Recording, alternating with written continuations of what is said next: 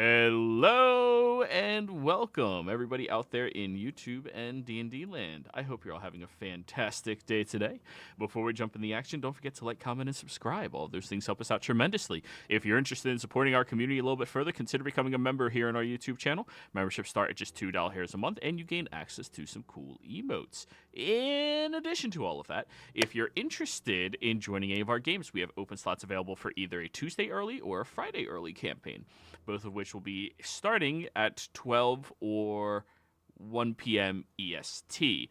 As soon as we get 2 more players in either of those games, we will start it, and we have a maximum of 3 more slots available for either of them. So if you, your friend, your spouse, anybody wants to join in on some of the action, be sure to reach out and let me know. Lastly, we are doing phenomenal on our goal to our special high one-shot right now. I tallied everything up, and we are sitting at a sparkling 226 out of 300 for it.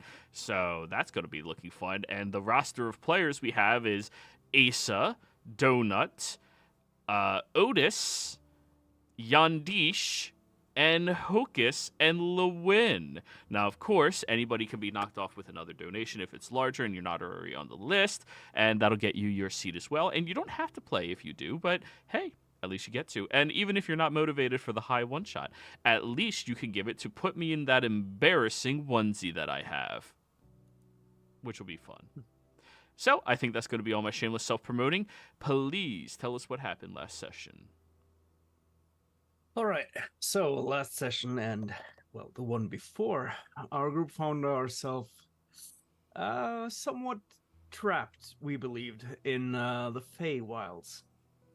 We had come there to look for our estranged or, one of our other siblings that we had not encountered before. He is a centaur, and we don't know his actual name yet, but he goes by Ocus. Well, after a bit of back and forth, we decided to... Well, we spoke with him, then he noticed that, oh, hey, there's someone I need to kill. So he took off to go fight some Empire soldiers or forces that had come there. We came shortly, right up to him after the battle, helped him out because he was quite badly wounded. And well, we told him a little bit about what was happening, and he's sort of officially joined the party, kind of, at least for now. He took us to meet with... Well, after we decided that we didn't know exactly how we were going to get back home. We tried to go back through the portal that we came in. That seemed to be shut off to us. But he took us then to the fairy godmother, one of the archfey in the Feywild. We thought we needed her help to get back home. And because most of us were a bit inebriated at the time due to the, well, opium in the air, we sort of left that discussion with the fairy godmother in the capable hands of our sober and highly intelligent wizard,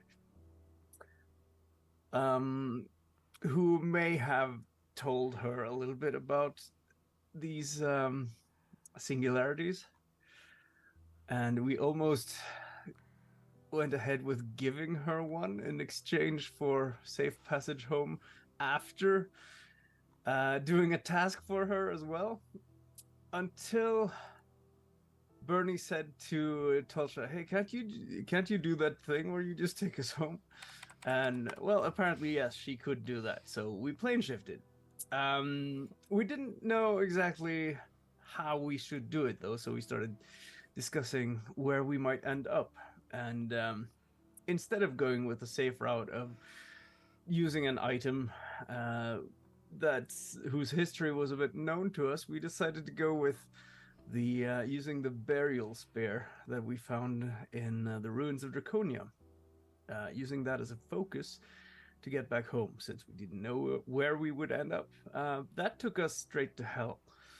So yeah, we ended up on the 5th layer of hell in Stygia, where, well, with some quick thinking, we managed to set up a private sanctum and keep ourselves hidden from the local populace. At least for the most part. Jethro used his ability to bring some of the party members into this ring that he has.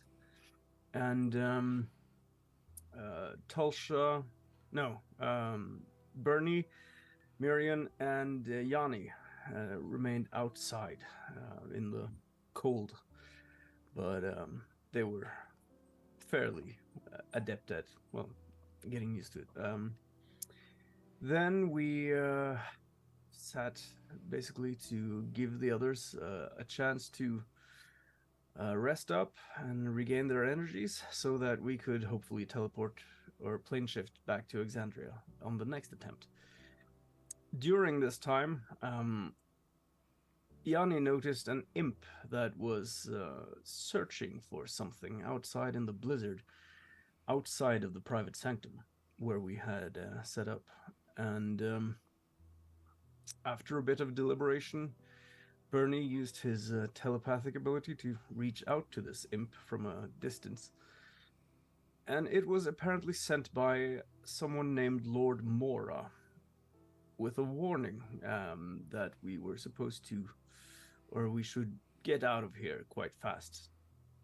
We assured the imp and his lord that we were in fact planning on getting out of here quite fast. And but we learned a little bit more about this Lord Mora, and apparently he is the fiendish or infernal progenitor of Bernie and Kurt.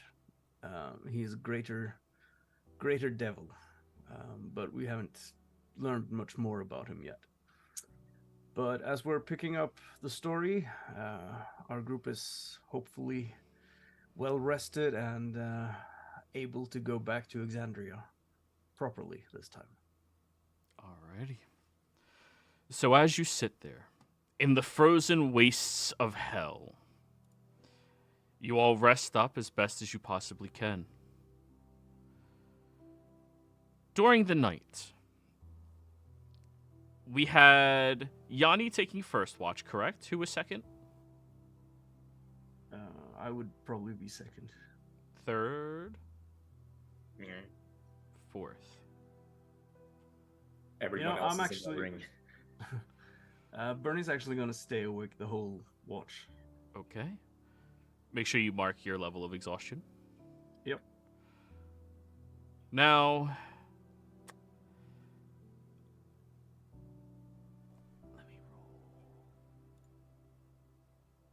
How many hours?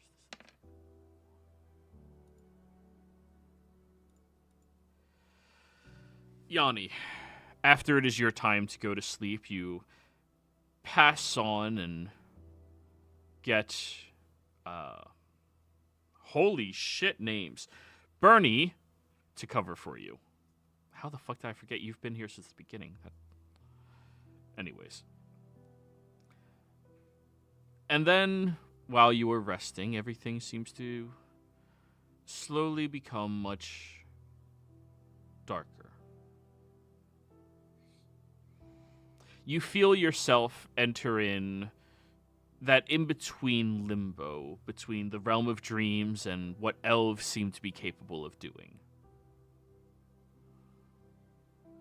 Though, you still haven't mastered it yet. At least you now understand that you can manipulate it in some variety. During your watch, Bernie, you notice something a bit unfortunate. Overhead, these fiendish individuals fly by. Large, blue, scaly, almost draconic-looking creatures with large flapping wings and they seem to be holding on to these lances. At first, you only notice a couple of them, and then you notice 3 more, and they fly right past your disguised location. Do they bear any form of, like, banner or insignia of some kind, or They heraldry? perception check, please. Do I have advantage at this point, or is that later? I mean, a disadvantage. Oh, that'll be later, not during. All right. No. So, 24. You do notice that they have this symbol kind of burned into different parts of their bodies. And the symbol is that of what appears to be like a block of ice and a sword piercing through it. Religion check. Yeah. 26. Well, that is the symbol of Levistus, one of the lords of hell. The archdevil himself who rules over Stygia, where you find yourself. Right. I will just sort of look at the miniature sundial on my arm and just, I hope the time is up. The rest of your... Yeah? Yeah, Yanni and Miriam are sleeping at this point, right? Yeah. Yeah. Just consider waking them, but yeah, I'll hold off. So, the rest of the evening goes by. You saw that troop of creatures flying by. Oh, and with your religion check, those are Abashi, the blue ones, which are pretty powerful. They're supposed to be individuals that adhere to the laws of the hells and do exactly as the devils command them to do. Mm-hmm. Do they have any sort of reputation kind of for having a specific kind of tasks? Are they like sent Warriors. out to capture people or just to kill straight up? Murder, capture, whatever floats their current boat. Right. The individual devils dictate what their servants do for them, not just a blanketed. Unless you're a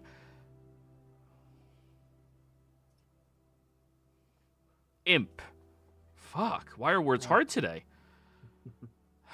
Unless you're an imp, and then those are just general servants of spying, passing information, messengers. Right. Yeah. They're trusted, but not trusted with power. Just trusted to do things. So, the rest of the evening goes by without a hitch.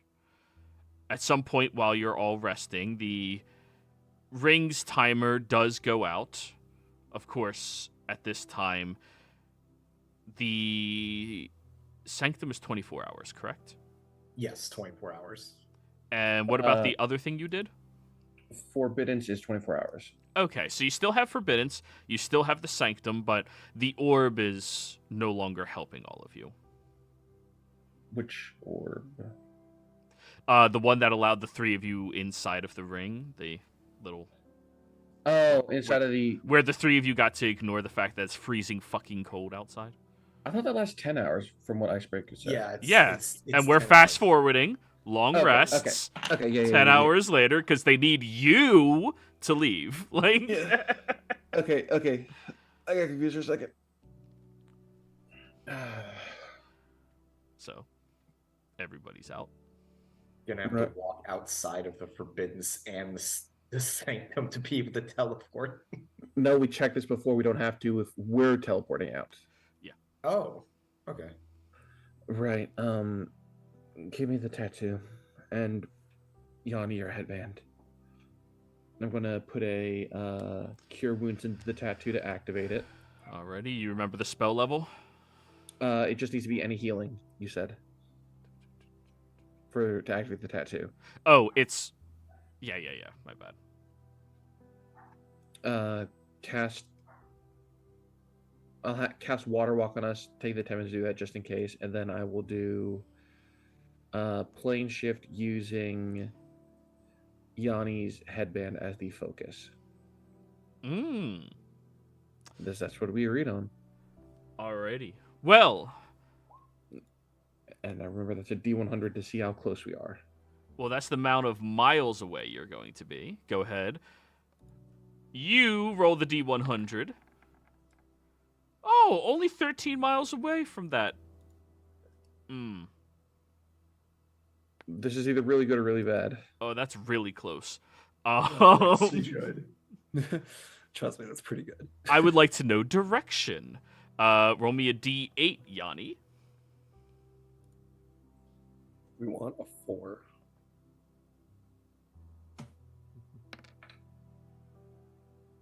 Oh, we're in the fucking lake. Oh, never mind. No, oh god, no. You rolled small. There's no way you're hitting anything bad. Yeah, the lake is like 60 miles away. But the fact that it's only 13 miles in the direction you took. All right, where's my map? Where's the map of Rexentrum? Oh no, are we actually in the city still? Huh. Rexentrum's not 13, I don't think. Big, but Wait, where the fuck is outskirts the... at least? Okay, here. well, it's 13 miles from the point of creation. So Correct. So if it's a shop in Rexentrum, so 13 miles from directly inside wherever in Rexentrum. I haven't. As long as we're outside the wall, I think we're fine. All right. How many feet in a mile? 5,280. Yeah, so you are Outside the city. outside the city, 7, which is this direction. A good fair bit outside of Rexentrum. We're not done quite yet. It is nighttime in Rexentrum right now.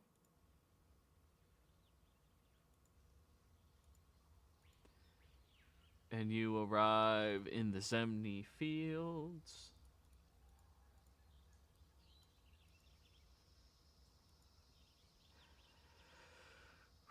Yanni, I need a survival check from you.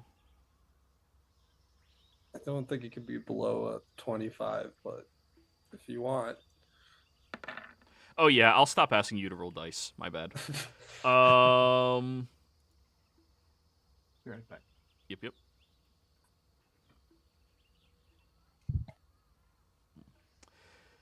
Looking around where you are, you smell the summer air within the Empire, which is still slightly frigid compared to other locations when you're this far up north. It's not freezing cold here, it's just nice, tempered environment. The humidity is growing a little bit, but it seems to be rolling in from the western direction, and it's colder than hell. No, hell is significantly colder. We were just there.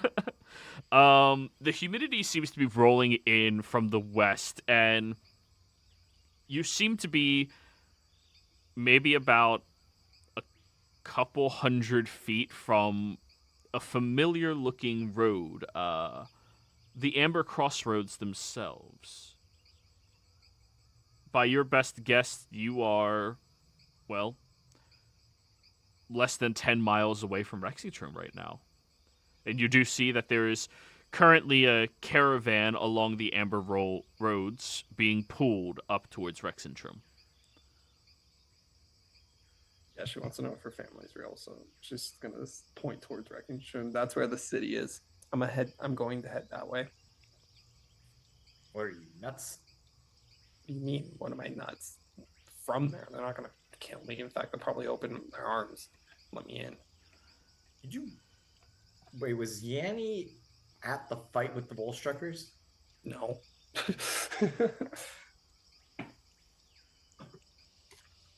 Hang on a moment here. we before any of us go separate ways for whatever reason, we need to have somewhat of a game plan. All right, at least we know where we are. How are we going to get further away? Miriam, could you set up one of those zones of yours? Taking 10 minutes, casting Private Sanctum. As you're casting that, you do notice that the Amber Crossroads seems fairly well populated, and citizens are kind of like, going about their day, traveling. Maybe we should go farther away from the road before we do this. Yeah, good idea. Let's find a bit of cover first. All right. Yanni, no need to roll. 25 or 24 minimally gets you exactly what you're looking for. There should be some hills over across the way that you can get underneath where people wouldn't be able to see all of you from that vantage point. Is anyone watching us? I feel like that's suspicious. Just saying, "Oh fuck, get off the road. Let's walk into the forest." There are curious people watching, but you guys are a couple hundred feet away, which means they would have to be fairly exceptional at nighttime to be able to see you, and not very many people in the Empire have dark vision. Mm-hmm. All right. So, Yanni, what exactly is your plan? I'm gonna walk through the gate and go see if my family's real. All right. I'm sure. I'm not really.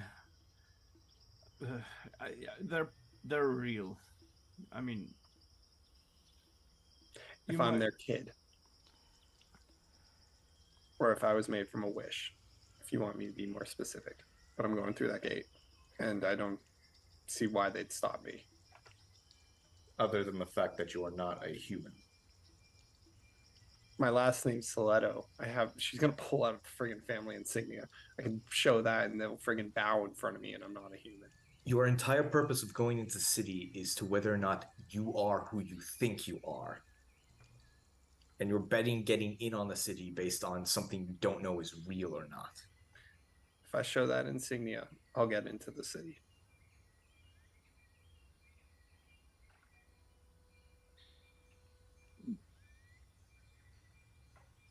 Before we do this, just to sake all of our suspicion, would you allow me to check your mind to make sure it has not been altered? It hasn't. If they would have altered my mind, they would have had to alter a book that I've been carrying since I was 7. That's easy to do. It's not when it's in a dead language. Unless they have someone that speaks that dead language. Not many people do. Like a lich? I don't think...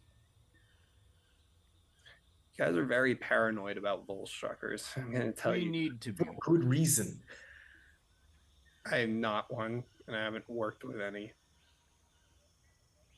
No, I'm not going to let someone poke around my mind. I can tell you that if my memories match my book, I can read through that if you want. The problem isn't that you would let someone do it, because anyone who would do it wouldn't be concerned with your consent. And, I don't think they know about the journal. I don't think they'd be able to read it. If my memories match what's in the journal, then there's no reason to. Then there is another way we can figure that out. Would you allow me to cast a greater restoration on you? It won't poke around in your head. It will just end any effects on you. Joey, how would you feel about that? How would she feel about that? I don't know. That's what I'm wondering. Because, I mean, you're aware of these types of magics because of your experience at this point in time. And how has Tosha been with you thus far with everything? When you were in the dreamscape, she was the first one to heal you. Or, sorry, second behind Bernie. When did they get healed in the dream state? She didn't take any damage in the dream state. It was like a mass heal. Wait, Oh yeah, you didn't take any damage. Yeah, I mean, how have you been treated by her? That's your call. How would she? Yeah. Yes, you can do a greater restoration. All right. I'll take out some diamond dust and I will cast Greater Restoration on Yanni. Alrighty. As the restoration takes place, you all watch as a little plume of this blue smoke filters out of her head and into the air and dissipates. Immediately, Yanni, that special flaw that you gained recently is removed. Both of them? Yes. And you are now aware that that dream had infiltrated your mind and taken advantage of your worst nightmares and trying to push it to the forefront of your mind itself. Something got cleansed from you.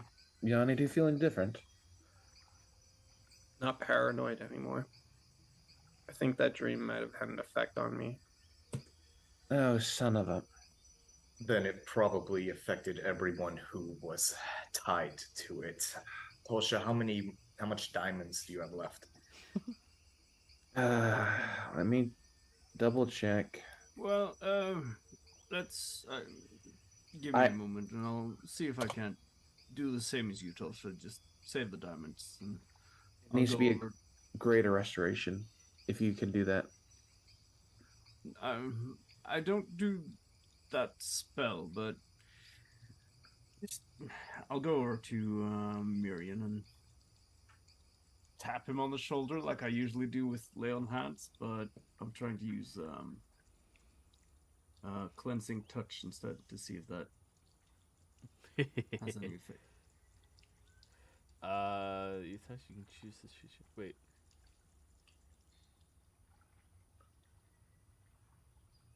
If it's a spell, I don't know. Yeah, you would have to target specifically, which if you don't have a valid target, it doesn't use the ability. So your target would be the curse if it's a spell. Yeah, I'm just basically sort of trying to cleanse him of any negative effects that would be affecting him at this point.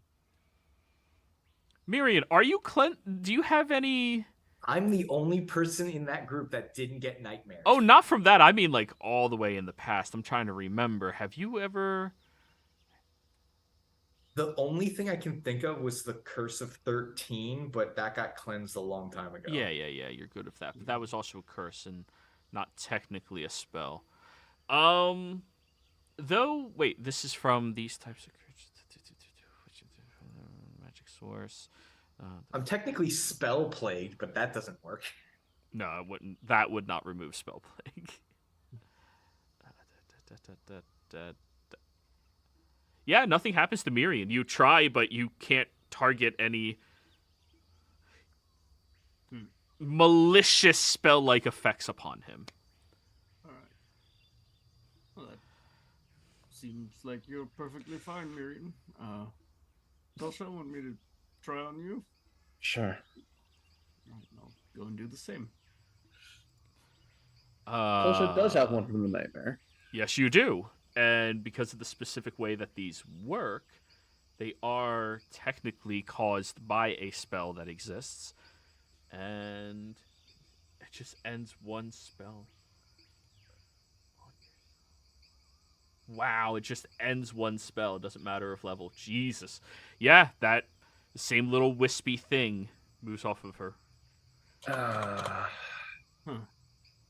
That was affected. What were you concerned about? Distrusting anyone and everyone I hadn't met before. Thinking that they could be related to my past of seeking revenge. Bernie, maybe you should do that to yourself just to be safe. Yeah. Let's do it on all of us. When I think about you, I touch myself. So I can do this. Yeah, if I didn't use it on Miriam, if it wasn't a valid target, then I have 4 more uses left of it. Yeah, when it comes to features like this, you have to be able to target something, and if you can't, then it doesn't consume it. So that's you, Jethro, and Zast. Yep. And also, yeah, I'll do it on Ocus as well. Just in case. If he Just in wants, case. if he allows it. He looks at you. You are my family, and I do not go that way. The smoke is a curse. He wants to make sure you're not afflicted by something. I have smoked before, yes. And he offers you his arm. Yeah, I'm sure I'll take him, but I'll still use the ability. Yeah. Yeah. Good man, Ocus. Turns out his intelligence is a curse. No. Reminded. That'd be too easy. No. However, you Physical do brain damage. you do see something else ends on him. As he's standing there, you see this locket appear over his chest that shatters. What is this? What was that? I just asked. I don't know. Is the locket still there, or do I have enough time to possibly perceive what it might have been? It appeared to be a padlock lock over top of the chest that just appeared and then disappeared. Can I make an Arcana check on what kind of spell that might manifest as? Sure. Can I make a religion check, see if it's on the religion side? Sure. I'm gonna use my session advantage on this. That's a dirty 20 for me. 27 on religion. Mirian, yeah, this is definitely not anything arcane in nature. Tolsha, that was a death ward. Oh. That was a death ward. What is that? It makes it so the next time you would potentially die, you don't. Really? So Yes. now I can die?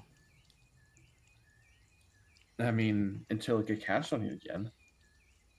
But wait, he got knocked down when we saw him. That if that was on there, that would have triggered. So it had to have been given to him after that point. Oh, did his fairy godmother do that on the way out? I'm very confused. I thought I could always die. I mean, it was possible, not that I will. Well, the spell doesn't. It just stops you from dying outright in battle, mainly. Once. Correct. That's how I've always felt. Right. Well, it seems you have some sort of spiritual guardian. Really Guardian hope we didn't just Bane? turn off some race ability yet. Yourself and Zast now, Bernie. Right. I'll do Zest first, then myself. For Zast, nothing. She was physically traumatized because of the creature's presence. She didn't kill any of them. Just making sure. All right, and then finally myself. All right. Boop. You feel yours seep away as well. Jethro. Nope. You'll do Jethro when the player gets here, as he Okay. typed out Yeah. in YouTube chat.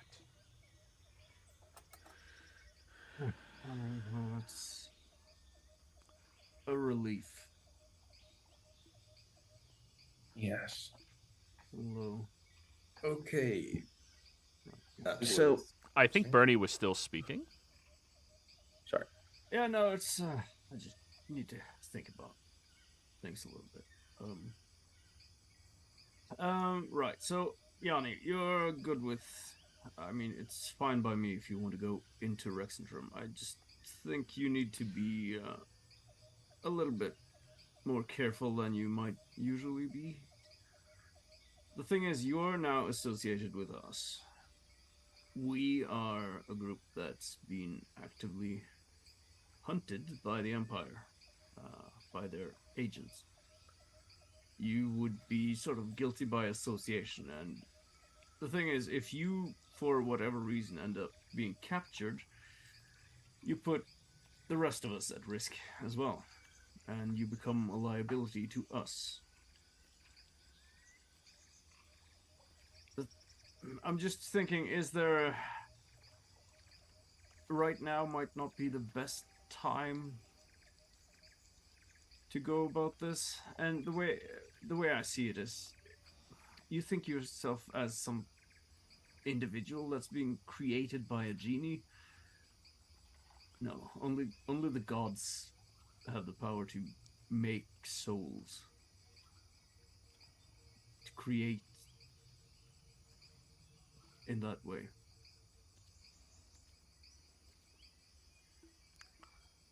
I would know that's not true, right? Are you proficient in religion? No, not religion. Actually, let me see. Maybe. It doesn't have to be true. Bernie believes it. Absolutely. That's the perk of being a paladin or cleric. You don't need to know anything. You believe it. They talked about Lily and stuff being like an artificially made thing. Her body, we but also not her told soul. her that she was a person that died. And then got turned into one. They didn't make the soul. They recycled it. So, like deciding if she would believe that, like, if you are not proficient, your family's religion, from your father's side, is that of the Dawn Father. it's a Raven Queen. I have it written in. Oh, I didn't read that part in his notes. Oh, well, if they're the Raven Queen, then, and you're not proficient. No. A soul is a very valuable thing, is probably the only thing you would know. I don't know. She knows magic, and Jeannie's magic was not like normal magic. The fact that she's bound to somebody doesn't make sense. It already breaks rules. So like, I feel like just basic knowledge of understanding that that's breaking rules, that it can probably break other rules. Wish is very powerful, but it does have a limit. Whether or not you know that or not is the question. Marion, Yes. would Identify be able to tell if someone was made by a wish? That is actually a good question. How would it detect a construct? Arcana. I'm going to be using Lorekeeper on this one. Sure. Because I keep forgetting to use 22. We love 22. Identify would probably not be able to... Identify's like a label on something. It would identify, it is this person, blah, blah, that's it. You would need something more powerfully attuned to identification of things, something that would know the history as well as the identification, meaning you would need legend lore if that's the route you wanted to go. With the 22, would I know if someone like use like their channel divinity to get an answer? Would a god be able to answer that question? I mean, that's an Arcana check, and you're talking about religious bullshit. Okay. If he... Well, Yeah, Bernie was trying to say something. Another thing to consider, Yanni, is that if you had been created by a wish, that's a spell, right, Miriam and Tosha? The most powerful of the arcane nature that I used to only know exist. Right. But it's still a spell. Meaning, Yes. when I just tried to cleanse you, Yanni, if you had been made by such a spell... I you was would have- cleansed by Tal'Dorei. Oh, that's right, yeah. Never mind. You could always cleanse Yanni then, to see if that ends it. Well, I could try. And if you're made Absolutely by a spell, not. That would be a funny character death. Just, all right, you have a backup, right? Like Dissipate into nothingness. the power don't your even hand remember. holds. Like It's like John all over again. So what I know about Wish from my studies is that despite its great power, there are limits to what the Arcana can touch. Right. And identify would not work to determine if you are created from such magics. And I turned to Tolsha, but something as powerful as Legend Lore might. Yes. The Legend Lord doesn't tend to work unless it's of legendary import, but Commune might if I ask a yes or no question, such as, is Yanni made from a wish spell? The answer could be yes or no, or unclear. So we're just gonna get this unclear to fuck with us. I mean, I can do a Legend Lore. It would be my last fifth for the day, but if you I think- desire answers, Yanni, I can do that. I really don't think me walking in there will. I don't think I'll get caught. Well, And I you don't also, think they'll stop me, and I don't think they associate me with you guys. In fact, I don't think they're actively searching for you guys at all. They are 100% searching for us. Or I don't think they're searching for you in Rexingtrum. That's like kind of counterintuitive. If you're part of a war effort, they'd probably be searching near frontline areas. according Places they to thought you'd be. I mean, we were last seen on the coast. yes, counterpoint, our brother with his weird perception magic said that we were being scryed upon till very recently when we entered into the wilds. at some point in time, yes. There is also the fact that you can't go, what would you say, a mile away from Jethro? I don't think Jeffro's really been around too many. I don't think they're gonna be worried about Jeffro. That Well- is more pointing to the Tal'Dorian iconography that he proudly wears. Also, the Woolstruckers saw Jethro. At this point, Zast comes back, and she seems to be holding a couple of wild rabbits that she had killed. Wonderful. Well, I'm Thank you, hungry sir. for breakfast. Why don't we just sneak in? Actually, that's a good point. Since I'm now part of the Myriad, would I know of a secret tunnel to get in there? They just say a phrase at the gate and let them in. Yeah. Well, Do I remember what that phrase is at the gate? No, because he said it while all of you were far enough away that only John heard. Actually, can I check John's notebook? Sure. I'll Wait, pull. wasn't there also Natalie's cult in here? They took us through a weird back alley thing. That was to get into the Shimmer Ward. I would be Ah, very okay. happy if you guys tried to got Natalie's cult back involved. Well- they're not a cult, by the way. They're like they help. You are a cult until you gain tax exemption. That's all right. That's a good. That's the That's the American line. way. That's the the line. You guys are close to a charity too, guys. Like I'm sure you could. Charities also get tax exempt, so like that's the line. Charities are cults. You Got know, of course. One equals one. Poor people don't exist. it. I'll pull out John's notebook and start flipping through it to see if there's any chance he wrote down what the passphrase might have been. Investigate. Session advantage. Yeah. well, 22. A lot That's of 22s and we're near Rexingtrum. That's a little suspicious. A little bit. Right. So looking through it quickly, you get over to the section of the notebook where you guys had arrived in Rexingtrum, within the carriage after excavating over in the ruins of Schottengrad.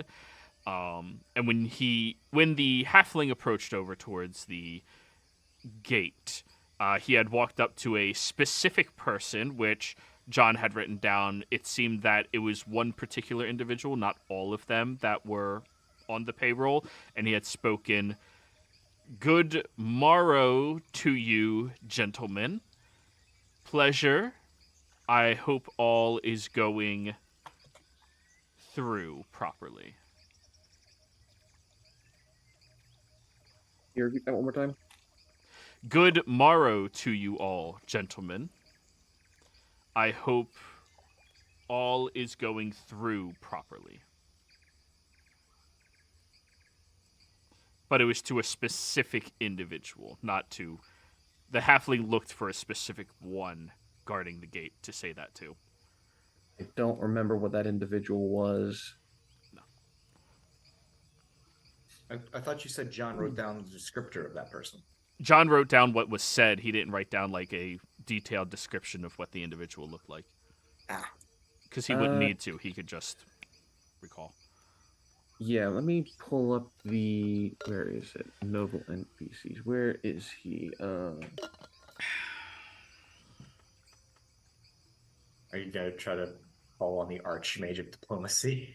No. I was going to send a message to Timeless Pete to see if... just being like, hey, it's Tulshu. We need to get inside Rexentrum. Are we still on good terms with the Myriad? I forget. Natalie wasn't, but they don't know Natalie did those things. They knew some, exactly? but yeah. Go ahead, Bernie. No. So I'm just, as we're sort of discussing, I'm standing there and we have no good. Well, excuse that term, Yanni, but at this point, we have other things to focus on than going into Rexentrum. If we go in there and they discover us, they would probably surmise that we are there for the singularity. Or the singularities, if they have acquired more of them. Which would, well, make us very... Well, it would paint a target on us immediately, even more so than before. Our best bet now is we go to Pride's Call. We know that they have been doing stuff there. We need to figure out exactly what. I have points for both. One, we can take the long way to Pride's Call, maybe even deal with their excavation in Schattengrad, because we know that they found multiple singularities there. Second, if we go into Rexentrum, it might be useful to contact our friends there to find out what happened to our wayward kin here. True. And I can always send a message to the excavator or the captain saying that we'd like to put a bounty out for information on this person. Though we don't have a description. We only know we have of... the name. Do we have the name of the one in Rexentrum? I don't believe our father told us of that one. He told us the house that they were a part of, I think. It's been a minute. I don't remember if I wrote that down. He said... Oh, Let me get Curzon, I think. Because he was Kothar. Housecross. What?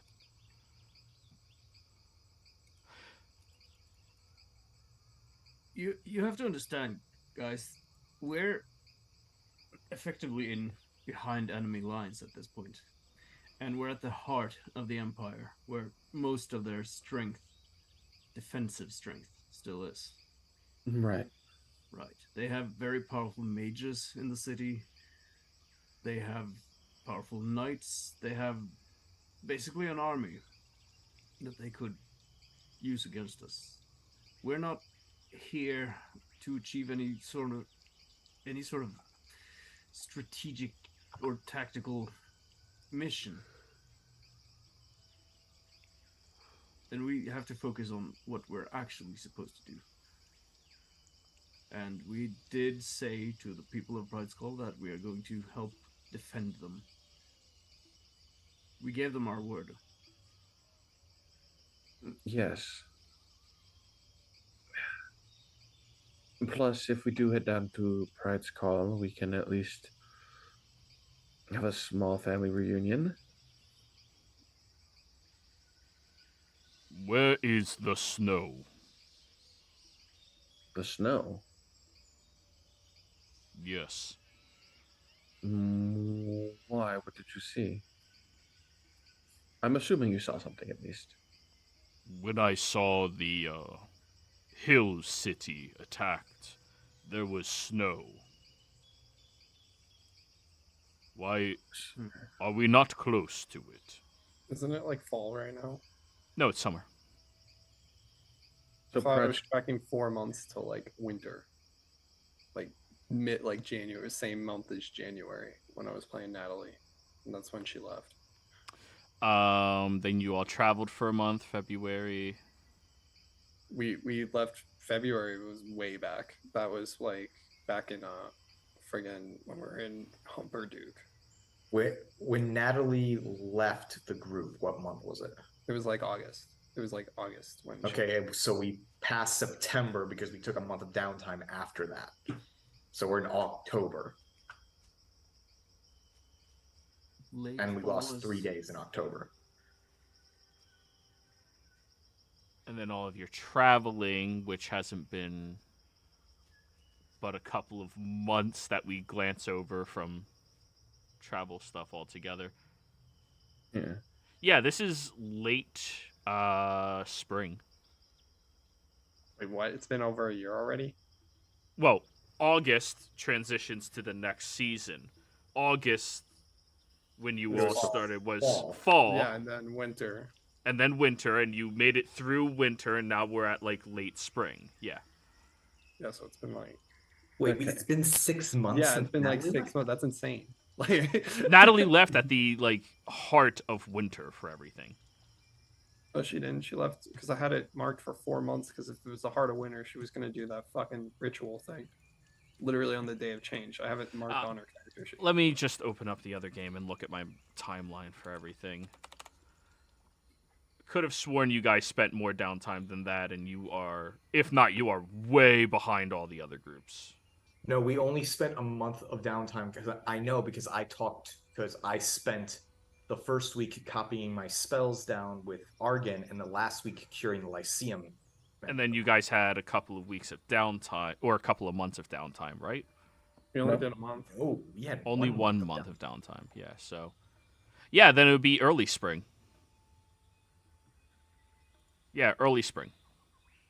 I'm guessing the seasons are just titled differently because we're using our months as markers. Yeah.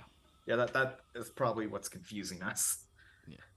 None of you have participated in the summer festival yet, so yeah, then it's early spring, early to mid spring. Okay, Suddenly, Joe realized how far behind this group is. Yeah, I thought you guys were ahead. At one point in time, you were ahead, but now y'all are far behind. yeah, we were tied with Tuesday at one point, but apparently everyone else has just gone ahead. You guys Very- talk a lot. It's so yeah. Yeah, no, I thought we were still in late fall sometime. Yeah, I thought we were still in fall. Like I thought it was late fall, but we were still in fall. Okay. No, we're So definitely if we- past winter at minimum. Snow and since we were in Pride's Call for a while, would I know when snow would usually appear in Pride's Call? You weren't in Pride's Call that long to know that. Bernie, however, would. It should be appearing probably the earliest would be October. Okay, we're using our months again. What Yes, month are we- I'm using our months to make it fucking easy. I'm not having a timeline that's different fucking months. It's so stupid. Same month. Right. So October is when the snow falls. What month are we in right now then? If we're early spring. April. Okay, we are in April. Potentially, vision was in October, past October. So we have a few months before that vision possibly happens. Mm, Interesting. Look, if you're planning on raiding the city and taking it over, and you have contacts inside of it, it'd probably No. be what? we are not planning that. We were thinking of how to get us in, since they're looking for us, while you could easily walk through. You're not understanding. If you're planning on having an army, at Pride's call, she's going to look at Bernie. Come down here, take this city, take the other ones. No. You understand there's a wall here. You guys have contacts in here, and you don't know the defenses. You're right. When you do a scouting mission on a city, you send people in there beforehand, way before the military shows up down there outside its gates, because at that point you're not getting anyone in. And you figure out game plans on how to get people in. You want to figure out a game plan to get people into this place. If you plan on taking it over, this is your best opportunity, seeing as you have somebody that's from here, you have contacts here, and they're not expecting us. There. That's a very good plan, Yanni. We were not planning to move anything from Pride's Call. Pride's Call is a defensive operation. Well, if you're planning on taking over a city, you need to scout it out and know a way in, unless you want a lot of people to die trying to get through a wall. Right. But yeah, I mean, yes, I agree with your point there, but that's not the issue right now anyway. But give me a moment and I'll use the sending stone. So I'll use the sending stone that I have. The other one I gave to Kent. Right before he was going with the Starosta to that meeting with all the mayors. So I'll write it in the chat. Why don't? All right. While you're doing that, you contacted Timeless Pete, correct? That was who I was going to contact. Yes, of saying. In the near future, we need to get into Rexentrum. What would be a safe method? This is Tulsha, by the way. Timeless Pete. He's the excavator, the one that. The excavator. Okay, sorry, that's how I have him labeled. Yeah. The excavator, aka Timeless Pete.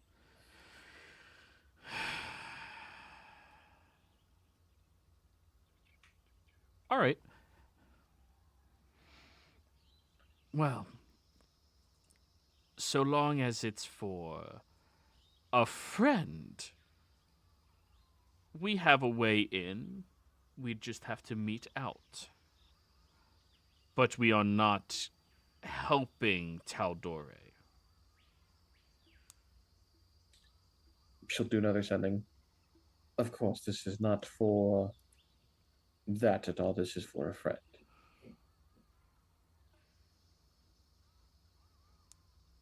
I will do a sending when said time is coming, say a week in advance, so we can meet up. Very well.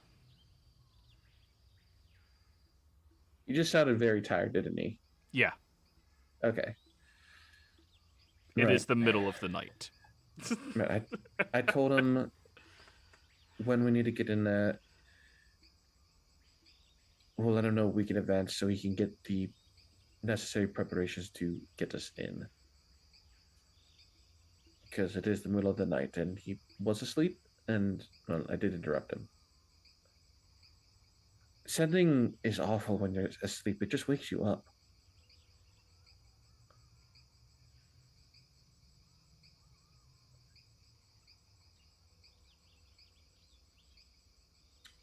Oh, since Jethro's here now, do you want to do your thing on them, Bernie? Sure. Hey, by the way. Oh, hey guys. I just put in chat. The reason Jethro's he looks tired. Starting to get those little dark bags and lack of sleep. Yeah, Bernie's looking kind of tired himself right now. All right, Jethro, while you slept, we discovered that this dream we were in may have affected us, or it did affect us somehow. I was awake that entire time. I know. But just I wasn't sure if you were dozing. Anyway, want me to try and remove that effect from you? And just that one, right? Well, yeah, I know a bit more about it right now, so should be able to target that directly. And nothing else? Nothing else. Alright. Alright. Well, give him a tap on the shoulder and try to remove that nightmare effect. Yeah. The nightmare is removed. And I assume it is greater restoration, I assume? His effect does it just fine. Okay. Paladin things. Just asking, because I remember when Jethro first introduced himself, or at least explained his story, that he did get his memory altered by Slayer's Take for confidential stuff. So, Right. This targets a single magical effect that you end. Cool. So, you can remove that flaw.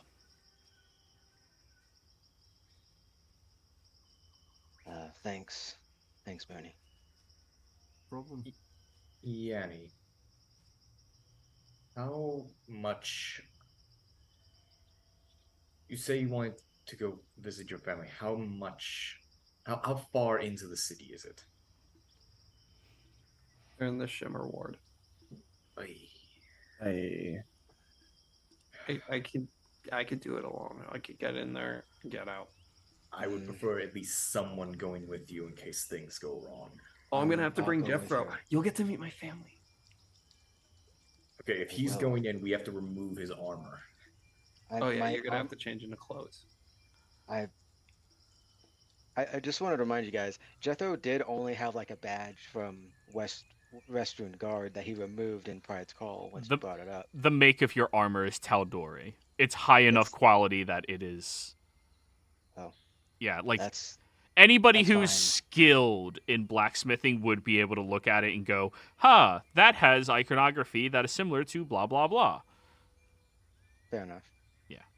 Especially if her family has any positioning in the military. If the British and the French had different designs for their armor, then it's totally believable that China and the British would have completely different armors. That's about how far away you guys Jethro's are. lamellar armor. There's a reason why World War I was such a clusterfuck in Europe. They couldn't Anyways, tell who they were shooting. Bernie, you will get your reply. All right.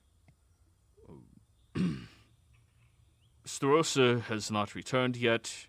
He has sent a carrier that told us proceedings went off without a hitch. No suspicions. We've been well. Huh. Kent was supposed to go with the Starosta for the meeting. Oh, fuck yeah, you sent Kent with him. Sorry, then that changes everything. Proceedings went very well. All right. We have no reason to believe that they are suspicious. We have sent a carrier back to Pride's Call to get there before us and alert them.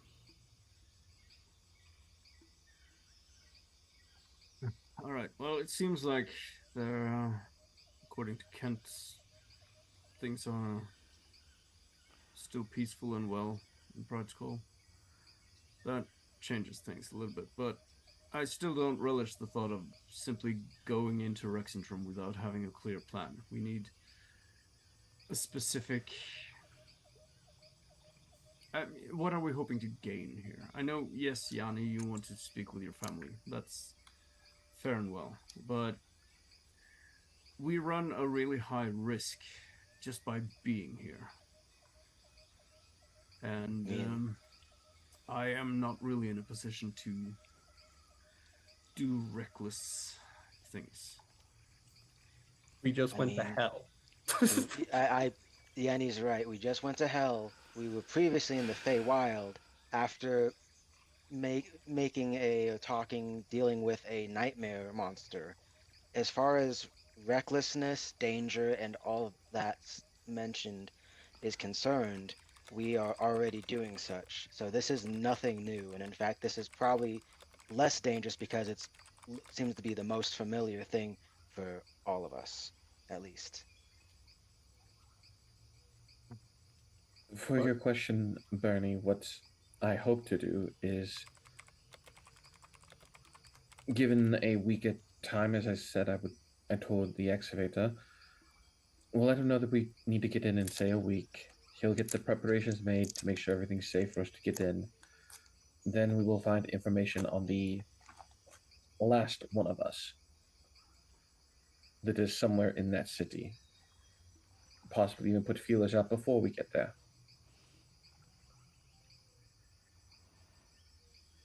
Contact's really slow if it's gonna take a week. I have a carriage thing for cooking food in the city. I could just come out and put you guys in it. Like drive it through. I have checking permits for it. They're checking every carriage and documentation very carefully due to the war. This was what happened every other time and went in direction from. If I know who I think I am, who I hope I am, they probably won't check.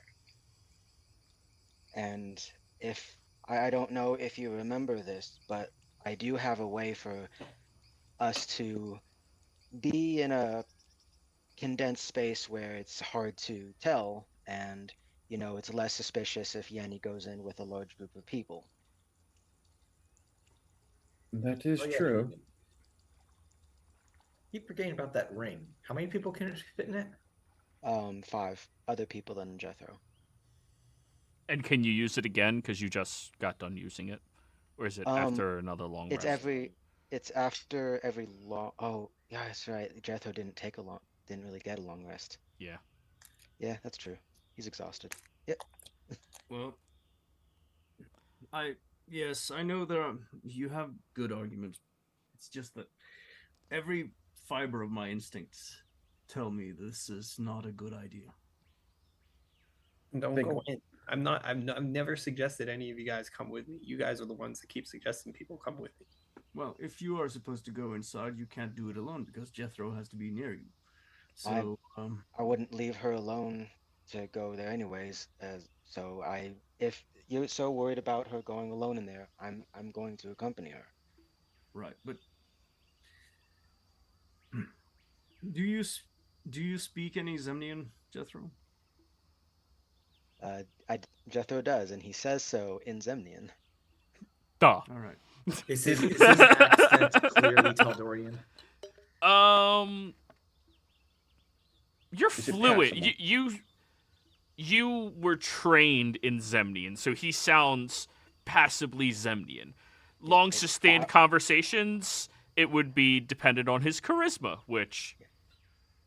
Yeah, and just I don't know if, why you're okay with this. I would say that Jethro probably learned Zemnian from Yanni. Yeah.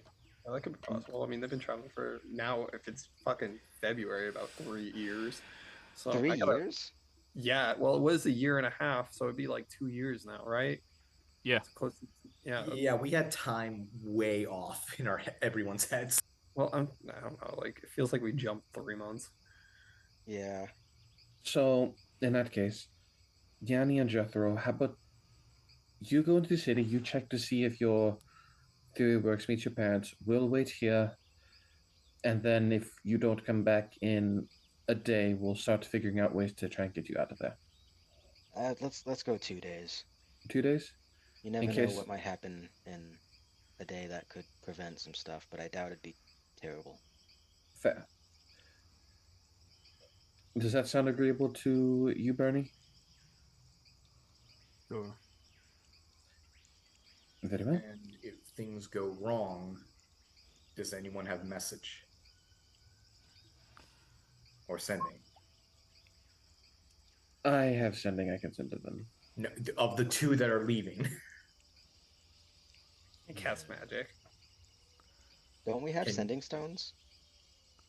Oh no, Oh, Lily wait, no, has we do. one. We have one pair of sending stones. We can give No, one. we don't. We Nope. have one sending stone, and the other one I gave to Kent, and Right. I just used it to speak with him. Right, right. Well, I mean, Kent and the Stroster guy are in the Rec Centrum right now, right? No.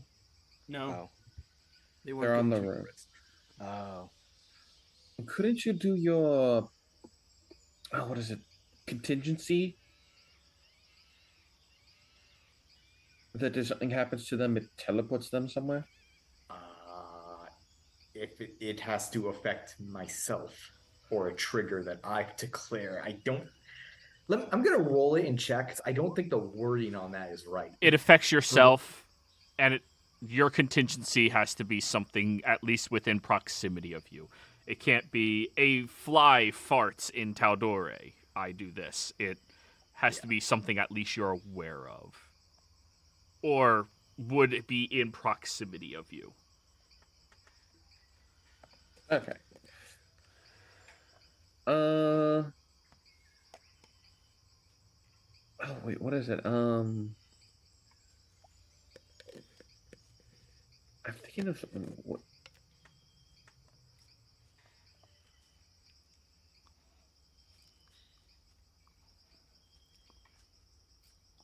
Would a glyph of warding work? If, say, an amulet is popped open, it casts a spell. Glyphs are stationary. Right, right.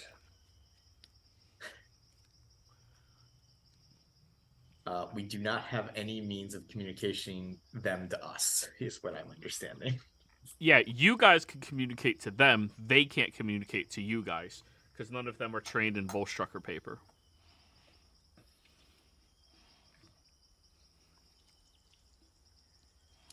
They don't have ritual casters, right? Or of them. I don't believe Warlock is a ritual caster. And I don't think Ranger gets it either. No, I don't think so. I think they're only ritual if they have the book thing. Right. Yanni, do you have ritual spellcasting as an ability? I can't cast magic. Oh, sorry. I keep thinking you're a ranger, not a rogue. No, she's the better ranger, the rogue. Scout rogue's like insane. No Yeah. one plays it. Yeah, it's better than ranger at rangering. Mm. Just like fighter is a better ranger than ranger. You know, it's... Arcane Archer. Gloomstalker, however, is a better rogue than rogue. So, Yeah, Yeah. Gloomstalker, Walker, like. You're anyways, pretty fine. so I guess we'll have to just trust both of you. I mean, I could send my familiar with you to see through their eyes to let us know something's happened. I That believe only there works is a for mile. range limitation to that. Yeah. Yeah, I think it's just Of commanding feet. them, but you can still see through them. I have that spell. Roll it. Let's see. One way to find out. Similar appears within familiar can attack, but it can't win familiar trust. You can communicate with the telepath. It appears after you cast a spell while you're within 100 feet. You can communicate. Additionally, as an action, you can see through the familiar's eyes and ears that it hears until the start. Ignore that line because I always supersede that line. Gaining the benefits of any special senses the familiar has. During the duration, you are deaf and blind regarding to your own senses. As an action, you can temporarily dismiss your familiar. Weird. I thought they had like a mile limit on that. No, it's 100 feet for you to activate, but then it's... Or to communicate, it's 100 feet. To activate, it's 100 feet. But until you leave it, you're stuck in there. So you would be completely incoherent to everything happening to you the entire time that they have it. Oh, I don't want to do that then. I thought it was the case of you could pop in and out of their senses despite the range, but you couldn't command them outside of 100 feet.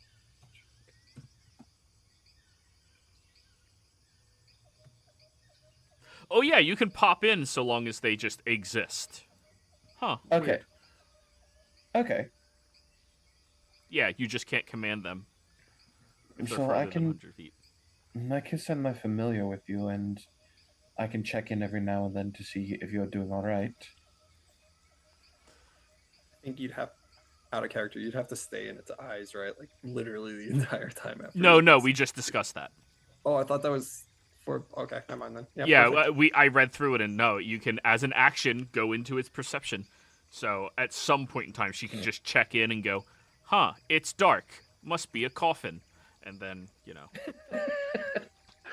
And plus, I'll be able to tell when my familiar gets dismissed if it gets killed. Okay. What familiar? What kind of familiar is it? It's a bird. Okay. Does your bird have dark vision? Nope. Maybe we should send Ringo. He has dark vision. I don't care. I don't care which. I just want you. No. Your bird can fly. Never mind. That's better. Sorry. Bernie, for the first time in a very long time, you see somebody cooking things the Ashen way. That is something that you learned in the military. A way to stave off smoke signals is to make the fire underground in a hole and cook whatever you're cooking in there wrapped up in things so that you don't make plumes of smoke out there. Right. You see Zast doing this. All right. Well, good thinking, Seth. If I'm being honest, I would like to go with them into the city.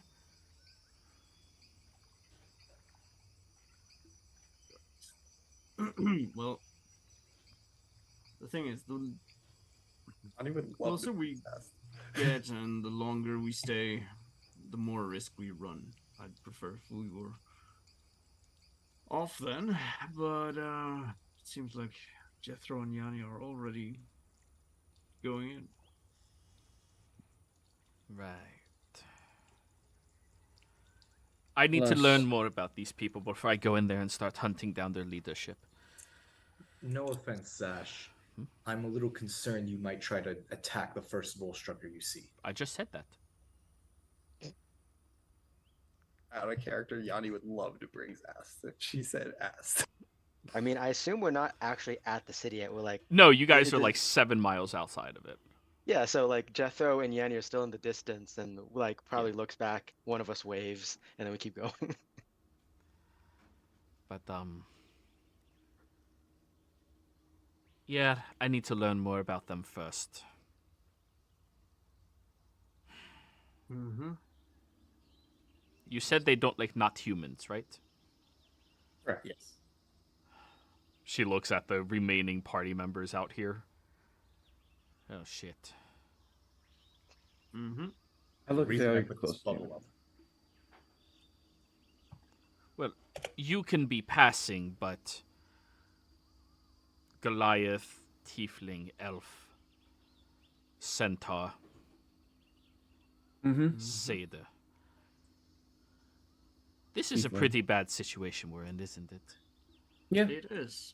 That's what I've been getting at the whole time. Worst case scenario, I can teleport everyone here away. Same. Well, that's good at least. Oh. Hence why our method of sneaking in would need to be what would have to happen. However, I would prefer to get, well, looks to our brother the Centaur, him somewhere that's a centaur in the middle of Rexitrum is going to draw every eye in the city. Right. Pride Skull, yes, but not as bad.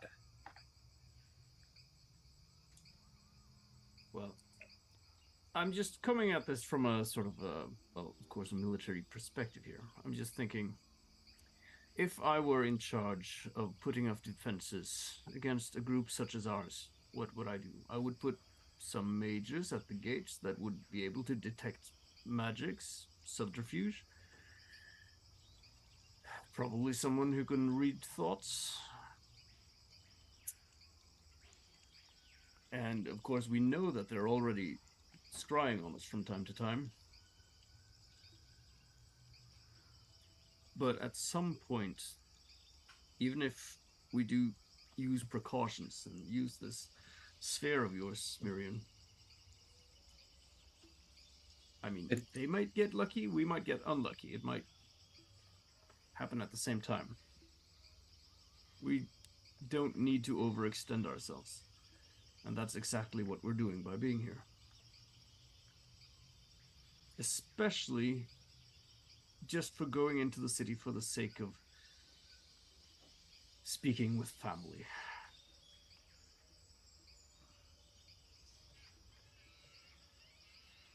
Bernie,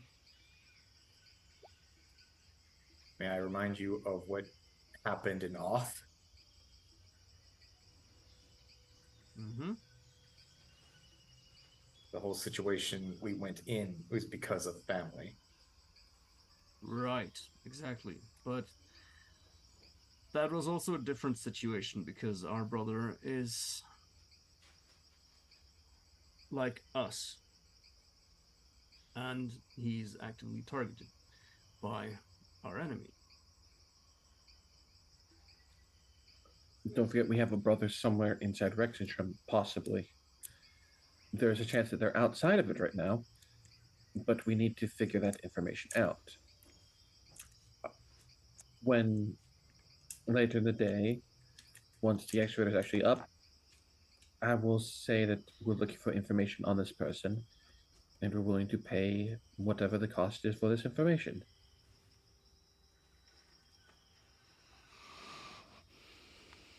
Is that an actual number? They have been very, very frugal with when coming to information pricing.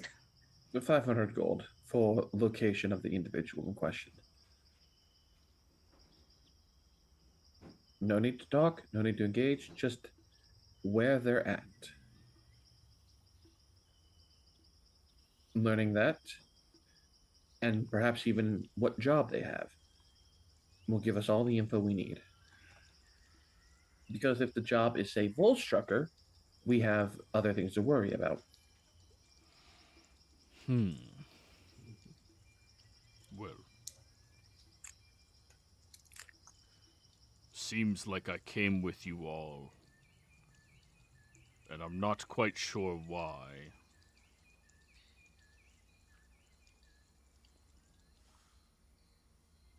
Because the ones hunting you are also coming after us and are very relentless in that. And we need to keep each other safe. If just one of us was to be captured by the Lich, that would be very bad for everyone, I think. Then we have to make sure he does not capture any of us. Correct, and there's a non-zero possibility that they captured and killed Shale. Because remember, in the Shadowfell, her blood was grayed out. Which, from what I understand, means they've either died or are dead. I'm not sure how those brought back to life their blood looks, since we didn't have any examples of that.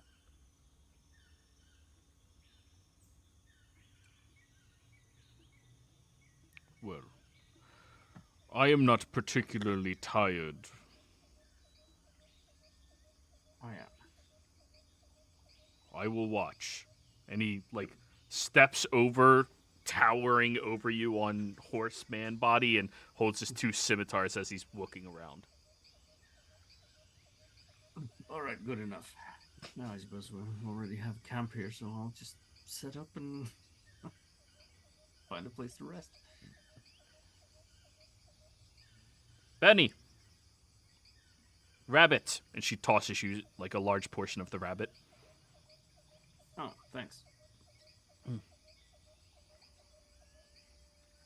So? Smash cut to Jethro and Vanny at the gates. Yup. As the two of you are approaching over towards Rexingtrum. Yanni, it has been quite a little while since you've been home, hasn't it?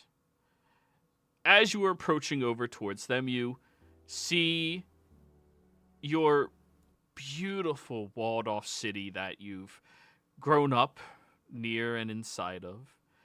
You see that the exterior of the wall is brightly lit, and there's these lanterns across the open fields outside of it that are also ablazed right now. Did I fuck up the music? Oh, here we go. As you are wandering up, you have two options as for your entrance into the city. There's a route from the way that you were traveling that could take you to the Tangles, a little bit more out of the way, and then there's another one that would bring you over to the Mosaic Ward. Straight through the Mosaic Ward. Alrighty. As you get up, you see that the caravans outside have started to gain squatters outside the wall itself.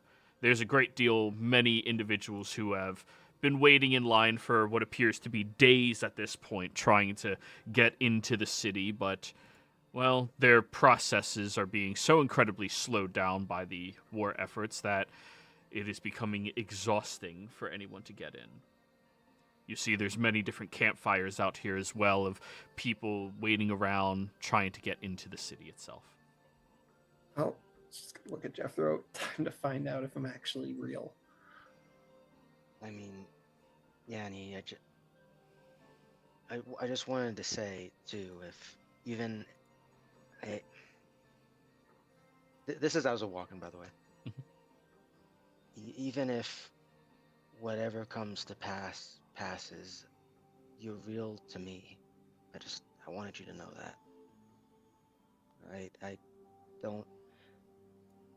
You have all these memories, all these adventures and stuff, and we've been together for a while now. It's well, I'm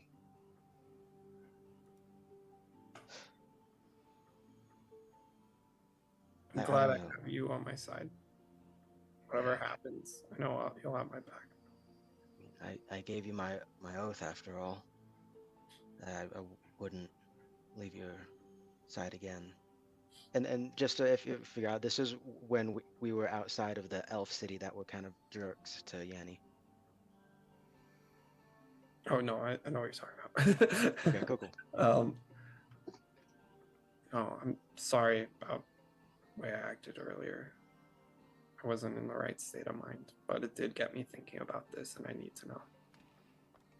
And if I'm not, we'll work through that together. And she's gonna pull out all her permits and paperwork and her Stiletto family seal, like signet ring. As you're approaching over, you see that there's this shaggy-looking individual whose, well, helmet is hiding their disheveled hair, but the strap of the beard that used to be well-trimmed and maintained seems to be growing over into their cheeks and neck a little bit further as he barely even spends half a second looking over at you. State your name, business, sign down here, and we'll permit you into the city as soon as we have a representative to scan all of your belongings. Yanni Stiletto, coming back for business, here to see family. Sign here. Moves a piece of parchment over to you. Yeah, I guess she'll sign it. Find a place to wait in the meantime. Do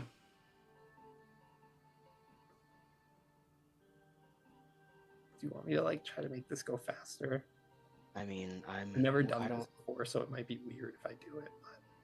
But... This is so semi-standard procedure for going through gates and such. You have to check identification, make sure everything is according. Oh no, I especially know in these that. times. I was gonna say, do you want me to like try to make it go by faster? I've never done it, but like I've seen people do You it. two don't have to linger beside me. You can find a spot out there. I mean, and Jethro will kind of gently take Yenny's hand. I mean, and then lead towards that waiting area. We've been sort of like on the road for here, there, all quickly. It's nice to take a moment to just slow down.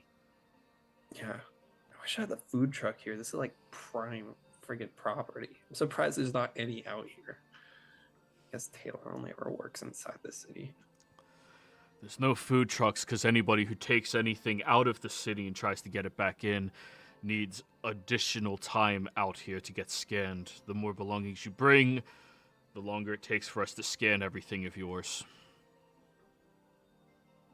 I wonder if there are any animals nearby. Maybe I could start selling food out here. I mean, it might be profitable as long as you can get the suppliers and all that. You're a Oh, I was great just gonna cook. shoot an animal and start cooking. Jethro sees a nearby cat, like, run by 'cause, you know, cats. And then a toddler right after it. Just Don't shoot the tabaxi. I was gonna say Skittles is one of. Wait a second. Taste the rainbow. Well, Supply chain. so you all have to find a spot out here in the open fields, or the two of you, y'all. As you find a nice little opening that you can start making your own campfire.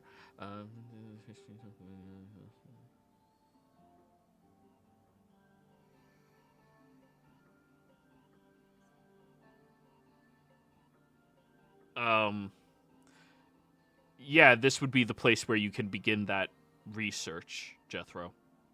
Oh. Yeah. Okay, I feel like it would at some point he would have tried to done it prior, and I don't know how much he'd learned. But okay. This is your first time in the Empire, correct? Other than Pride's That's fair. Call, which is like... Yeah, Pride's Call. Yeah, that's fair, I guess. So, the two of you find a nice little campfire. You sit down. As you're just getting the flames blazing and looking around, most of the animals that would have been out on this road have been hunted by the individuals who are currently left squatting outside.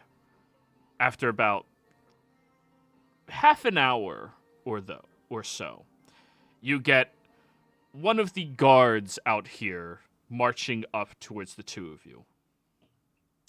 That was quick. Yanni Salero? Yes. Oh. Please come with us. And immediately you see the people around you begin like, yo, what the fuck? Yo, they just got here. And the people are starting to freak out right now and get really pissed off in the guards. They take precedence over the likes of all of you. Their family holds some accreditation. People start quieting down and very annoyed with the circumstance at minimum. As the two of you are brought over to the gate, you do see that there is a mage standing there. He smiles and greets the two of you. Please identify any magical belongings on your person and remove your bag and place it onto the table.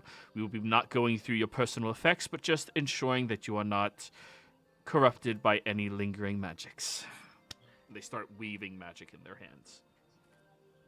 Headband of intellect and gloves of climbing and swimming. Puts him down. And I'm trying to figure out mine real quick. Yeah, so the cloak of protection, rod of... I was going to flavor the rod as part of the hilt for his halberd, but, I mean, it could just be a rod, I guess. He has by... Joey, like, one of my favorite things with the packed weapon stuff is that I can just, teleport it wherever when I need it. Yeah, it's not in your hand. Yeah, it's not in my hand, but would I have it nearby, or is it with my armor, would you say, or... Oh, you send it into an extra dimensional space. It's wherever the fuck you want it when you need it. Okay. Or I it's guess- in your hand when you need it, and it can be nowhere else. Okay, so that's not really detectable because that's literally not on me. Correct. It's in Alright, an extra dimensional space. And technically the ring is magical, I guess, right? Yes. Technically? Okay, yeah, and he'll identify the ring's magic. And then, as he casts the detect magic and looks over the two of you, he goes over to your bag, Yanni, and opens it up and moves things aside without actually, filtering through. Very well. They're good to pass through, and you watch as the gates begin lifting very heavily. You hear the cranking of iron chains moving it up. I make sure you didn't take anything. Perception check. You don't have to roll. No, he didn't. Okay. So, the two of you walk in through the gate. Looking around the streets here in the Mosaic Ward, it is, well, not as magical of a place as you remember it to be. This ward was always the impoverished neighborhood that is hidden behind colorful banners and small fences that segregate the ratty residents from, the thoroughfares and avenues that take you to the better locations. But it appears that out here things are tougher than they've ever been. Even being impoverished within the Empire, you still had homes, you had structure, and you had at least safety. But by the looks of all of it, they have Crown's guards patrolling around and enforcing some type of diligent curfew right now. The mage who had checked the two of you in is going to be walking with you through all of this. Keep in mind that right now we are enforcing a mandatory curfew that is happening from the hours of dusk until the hour before dawn itself. So we're supposed to be on curfew right now? We are, yes, but you have special permissions to be out thanks to my guidance with you all. Right. We didn't catch your name, by the way, Mr. He looks over his shoulder at you and just raises his eyebrow. Jethro is speaking Zemnian, by the way, just to... Oh yeah, I figured this entire conversation's Zemnian. He'll just raise his eyebrow at you. I'm sorry. We did not get your name, though. What is your name? Miss Saletto, yes. My name is Urkel. What a fine name. Named after the late Dwendalian king? I don't know, actually. It sounds like a historical name. It is a family name. Many of us have achieved status within the Family matters. Shimmer Ward. Yeah.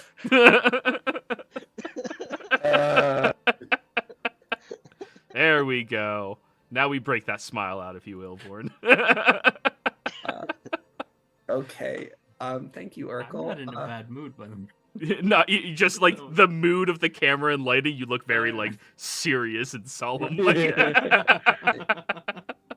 Is my sister still located in the color ward? I am not familiar about your family's personal history, madame. However, I can assure you that my master has taken particular interest in making sure that you have a conversation with him in the very near future. As he rotates around, I need a perception check from you, Jethro. Yeah, and also, can I do sense motive? Because the way he said "my master," You can roll insight instead of Oh, insight. Sorry, a Pathfinder ability. I was playing Pathfinder recently. Okay. Listen, you don't have a plus 38 to any of your stats, okay? God damn it. I'm exhausted too. So this 14, is- yeah. What's this? Insight. Fuck, where is it? There it is. Oh, yeah. 15, Okay. The individual definitely strikes you as shady, dangerous. However, they are treating Yanni with a great deal of respect. You are being treated with 100% distrust. And disdain. Jethro picked that up already. Oh, the disdain's not like any more than a typical Zemnian disdain would be. It's just there's no trust between this individual and you. Oh yeah, no, Jethro doesn't trust him either. It's fair game. So 14 on your perception. Damn, that's unfortunate. When he rotates over, you see strapped to the forearm of him, this illusion shifts off and then shifts back that shows the insignia of Uladan's house. Jethro does not notice.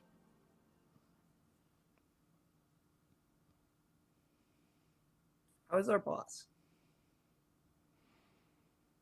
Our master is doing as well as the circumstances can warrant. And his eyes flicker over to Jethro again and back to you. I think that means I'm real. She's gonna say in Elvish to Jethro. I mean, I'm you sorry, I are- didn't quite you catch are that. What? real. Oh, I'm sorry. I was telling my bodyguard not to speak unless spoken to. Very well. Sorry, go ahead. Guy clearly does not understand Elvish. It's not on the Rexing trip. It's not on the itinerary of any of their languages. Like it's it's a forgotten elective here. Infernal is because all the devil deals. Oh. It's more of like the difference between taking Spanish, taking French, and taking a different language in high school. Arabic, yeah. Like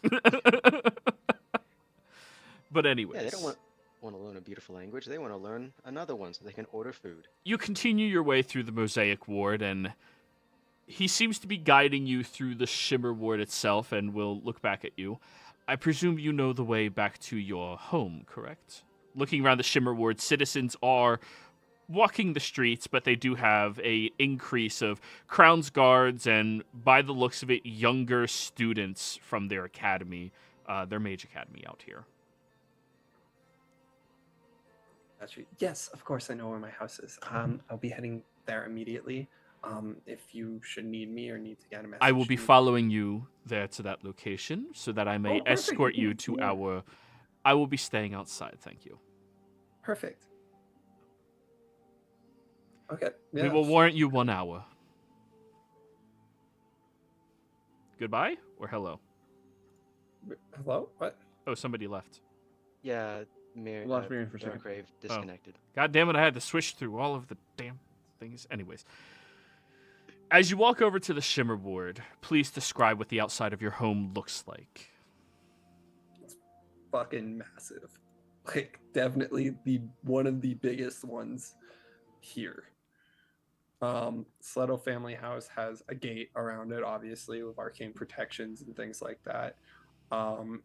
If you know anything about the Empire, Sleto is like one of the 6 original noble houses, so it's like kind of insane.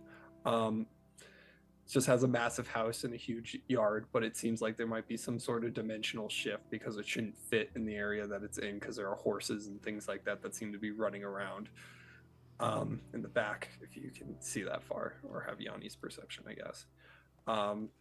There should be guards posted outside of it, and I'm guessing that somebody's probably waiting outside for her to show up specifically. If Yanni is actually real. It's a good sign she's real if this is happening right now, though. So, as you make your way out front, there is nobody out there to greet you. There are guards stationed outside, and when you look at their faces, none of them look terribly familiar to you. None that you've had any recollection of being here in your younger years, at least. Something is not right. That doesn't. She's gonna say in Elvish to Jeffro, "My dad doesn't like me, but he'd still do the normal courtesies." Let us see what the matter is. Gods. They both look over at Urkel. Permit these 2 inside. This is the Lord of the House's eldest daughter. They look over at you and immediately stand aside and open up the front gate. Thank you. She's gonna say, and that's the name. I'm just presuming this entire time everything's in yeah. Zemnian. She's That gonna is say, their language here. It's thank you, and do a nice little curtsy to Urkel, and then start heading inside.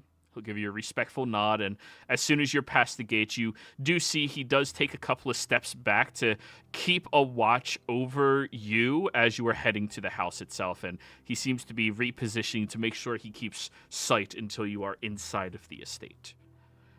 As you get over to the front door and open it up, you look around, and it is quite late into the evening. The lanterns within the primary quarters of this estate seem to have been turned off. However, the lanterns for the servants' quarters. The people who be cleaning up still are still kept at a very dim, low glow. First thing you would notice, Jethro, is this house is almost exactly like the one that you saw within her dreamscape itself. There's one major distinguishing factor, however. All of the pictures are different. The ones that you saw, Yanni is not in any of them. Not in this main foyer. Okay, I was about to say the one in the dream that she was in it, but she was in every house. single one in the dream. Here, she's not in any of them. Does she notice that he's noticing this? It's hard for you not to notice something. I told you I wanted to be in them. Anyways, don't. I wonder if Miss Cross is still here. Where's my family? Shouldn't they be like down here? I guess they're asleep. To be fair, what time of the day is it, Joey? Oh, it's late. Yeah. To be fair, it is fairly late, Yanni. What? I'll go let Urkel know that we'll be sleeping here. Maybe he'll give us the chance to come in the morning instead of waiting an hour. What is all that racket happening out here? And you watch as one of the more elderly servants of the home comes walking out. You look over at Melisson. She has been apparently promoted to the head maid of the estate. As you can see, she's now wearing the bonnet that definitely does not suit her old, wrinkly, sagging figure. Yanni's gonna say Marisol and run over and give her a hug. Oh, young Yanni, how are you? She raps and taps you with a very, very small hand. I'm doing great. How are you? We got new guards? Everything seems different. Oh, many things have changed over the past, since you've been... And who's this tall drink right here? Jethro immediately looks just a little bit uncomfortable after that. Just like... She's gonna think for a second and say, that's my fiance. All right, con save for the old lady not to have a heart attack. Okay. All right, no heart attack. Got it. Nobody has healing spells. Get Tosha! Get Tosha! 3 hours later. Fiance? Mrs. Millicent, it is an absolute pleasure to finally meet you. I've heard so much from Yanni. Ooh. And Jethro will do the gentlemanly, take the hand, kiss it, and,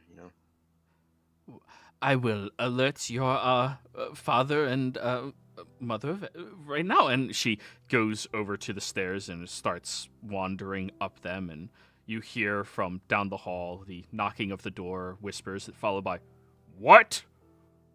That just echoes through the entire estate. And That's not good. less than a minute later, you watch as your father, Ludwig, steps out here. Ludwig? Sorry, Ludwig. Yeah, that's his If name. you're not a streamer, how you pronounce it, Ludwig. Comes over and looks over the balcony, wearing his bedrobes over top of his pajamas as he's holding a lantern, looking down here over towards you.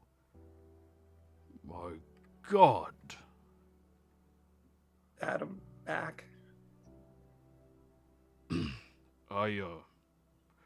Well, we weren't expecting anybody at such a late hour, but I've told Melisson to prep suitable quarters for you and your fiancé. His eyes dart over towards you. it is an honor to meet you, sir. And Jethro will give him a bow. A half second later, a middle-aged woman steps over and places her hand over on his shoulder and smiles down over at you. Yanni. And she starts going down the stairs, and this human woman just greets you with a very warm smile that immediately you feel your heart patter a few extra steps, Yanni, as she's walking down towards you. Yeah, she's gonna run up and give her a hug. Missed you, Mom. Oh, missed you too. She gives you a very big squeeze. She looks over and, that's the man. Yeah, that's my fiance Jethro. She Brand. continues down the stairs and, well, we have not been properly acquainted. You may call me Joanna. Or Mother here in the very near future, if everything works out. Welcome to the family. And she gives you a kiss on your cheek. Jethro is at this point, like, there is like a light blush and stuff and everything. It is an absolute pleasure, Joanna. Kind of glances at Ludwig after he says that, because His eyes are just fixated on Yanni right now during this interaction.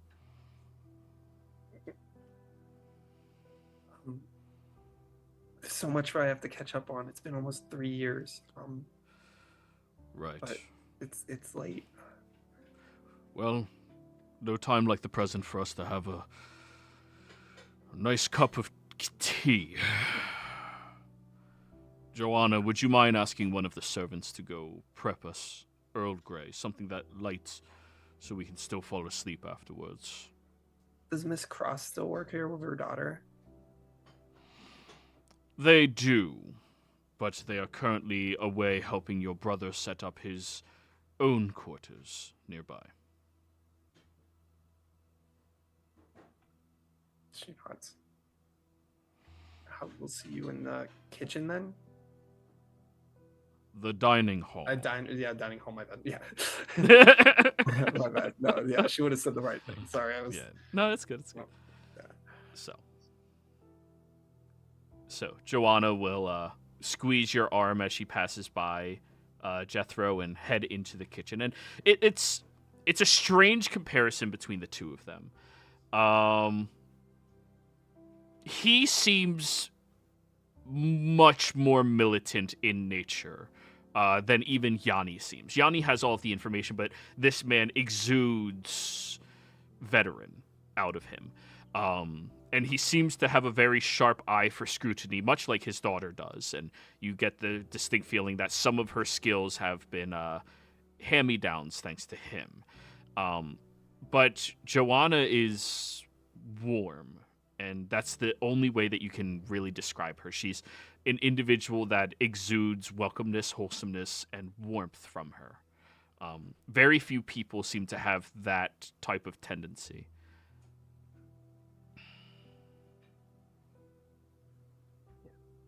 And seeing as the father is being rather militant, Jethro is going to kind of take just a brief moment to kind of straighten his back up and stuff and act like the soldier a little bit more that he is.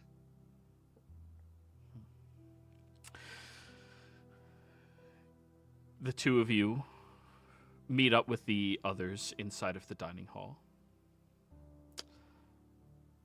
And I think I forgot that we have to go on break soon, so we're going to do this here before you get to have your little conversation. We'll be right back.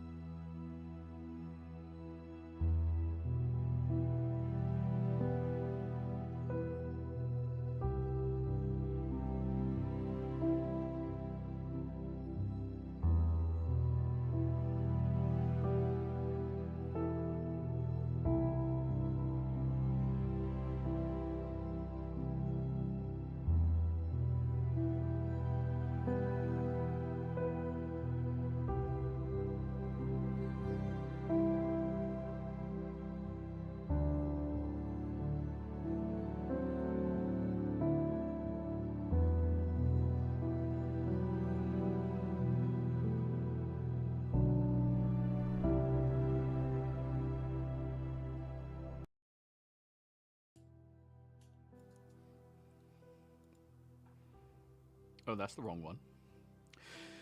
Hello, and welcome back, everybody. Before we jump back into the action, I would like to make one short announcement. In the community, we have a special channel, everybody. This channel is called Meme Templates. We are going to host a meme off for the title of the Mika for this year. Like we tried last year, and we didn't do so hot. But now, it's going to be easier. You must use the images within the meme templates to make up to 2 memes, posting them in my DMs so that I may share them with the rest of the community, and whoever gets the most reactions on their individual meme will win. And you get the title of the Mika for the year, the meme lord of our community.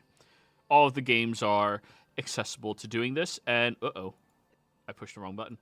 And I'm going to give until next Sunday to get this done. So, now or next Sunday for you to make your post. Every group is going to have 1 week, starting this week. So, enjoy, everybody. And secondary announcement, if Joey receives $1,000, he will do the one thing he promised he would do. He would like gnomes again. Yeah. And we're still waiting for that 500 specific just to get me into the sexy bunny outfit, but you would also have to pay for the sexy bunny outfit, so, you know. Wait, so you're saying we could pay $1,500 to get you in the sexy bunny and liking gnomes in the same time? Yeah. Worth it, right? Right. Anyways. Illborn's like, let me check my finances. Anyways. Where last we left off, we had left Jethro and Yanni at the kitchen table. Going back over to the others outside. An hour into Bernie's resting, Tolsha, you get a message. Oh? I have to presume that John is dead. This is Uladan. I'm coming out to meet you all. Be ready. I want to let everyone know that Athesius Uladan is about to appear to meet us. How the fuck did he figure out we were here? I don't know, but he also presumes John is dead, and she'll respond to him, you'd be correct in that regard. His head got exploded. Unfortunate. His most valuable asset. I would agree. It was very traumatizing. Are you waking Bernie up? Because he's like snoring at this point. Yeah, I'm waking Bernie up. in the classic... No, I didn't mean to kill them. Oh, in the classic way that we've done it, crates for water. No, I'm kidding. Yes, more spell slots, more! Well, Bernie. what's... yeah. Athesius Uladan's coming up to meet us. That's the fucking Archmage. Yes. And Why? we're very concerned that he detected us. And he's the one that has the other... Yes, and his message to me was he presumes John is dead, and that he's coming out to meet us. Why would he come to meet us? I don't know. I'm assuming John made some kind of deal. We should get out of here now. You want to run from an archmage who can What? tell that we're here even in our shooting. Well, I don't want to risk him getting a hold of these other... Don't mention it. singularities. Well, I'm looking around for Athesius Uladan. Like, has he just appeared outside the bubble? Roll me a perception check. He's like I right would like behind to help with Bernie. that. Hello, Just, like, Baron. surrounded by me. 15. 15. Mm. I gave you helping. You Oh, haven't. Oh, okay. go ahead. 29, natural 20. On the road, there is a very, very nice carriage moving out here, being pulled by war horses that is flanked on either side by cavalry riders, as well as behind it being followed by 2 rows of 6 troops on foot. Wait. I'm just gonna rotate Bernie's head in that direction. It's like, I don't think we can outrun I don't want to say I told you so, but this was not a good idea. that. But you I did, would've- in fact, tell us so. Yes, I did. I'm looking to him like, Many times, actually. don't attack them. We've worked with this one in the past, and he's a decent person. Very Because, least he's going to give us an offer. very presumably, since I'll look at Marion as a reminder, from what we recall, he worked for the captain. Or with the captain. With the captain, and he helped us. With Natalie. And with our hunting of our friend. Yes. So he has no love for our enemy, at the very least.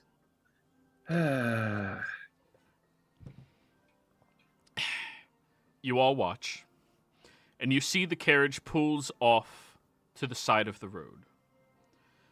One of the guards steps over and opens it up, and it is far away, but you can make out what appears to be a very regal-looking individual stepping down. You can't make out specifics on their face or anything about them, but you can presume that the long, flowing, open chest wear of the individual is, well, him. Can we check with the spyglass?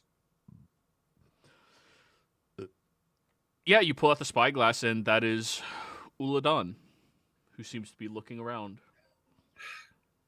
Shall we head there? Send him a message of... It'd be very bad if anyone would to see us together. I think that should be enough to give him the idea. I'll do such.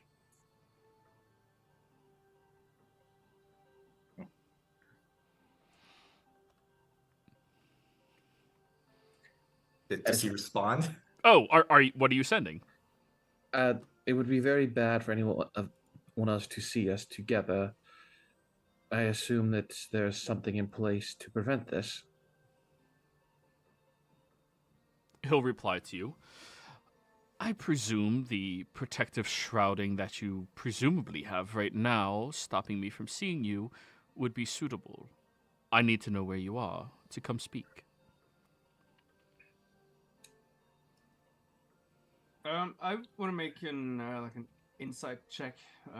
Does his retinue here, does it seem like it's like just a regular kind of escort for someone of his standing, or does it? Yeah. Go ahead. Insight.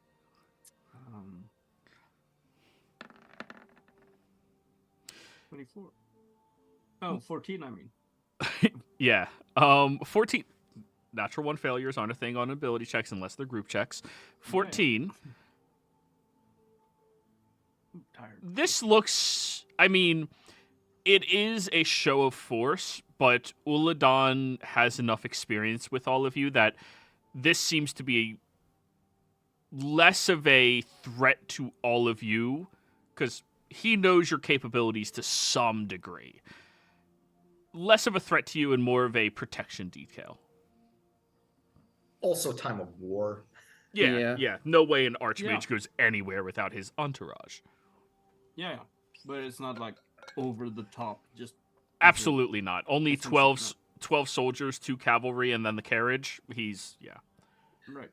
I'll do it. He's asking to come to us. May I give him the location? Bernie, your call. Oh, so now you're listening to me. Okay. Well, This is a combat. This I is love a the encounter. pettiness. Keep it going. I will drop all our protections right now out of spite. Well, I'll just summon my Pegasus and fly away. Show of force back. Seeing that it's to this, I'm just going to let him come here because he's offering to leave the rest of the retinue behind. Lawful petty. Headed in. Well, I guess I'll trust your judgment on him, seeing as you're the one who's had dealings with I him forgot before. Bernie wasn't here for that. No, that was Gunther. Another sending, and I'll give him the directions to get to us. Like, because she's a cartographer, she kind of knows the exact paces and everything. Cool. I'll open a small hole just so the light from the campfire comes through. Okay. He starts heading out, and you do see the two cavalry riders are moving with him about 10 feet apart on either side of him. As they're heading out there, he approaches over and, do you permit him inside?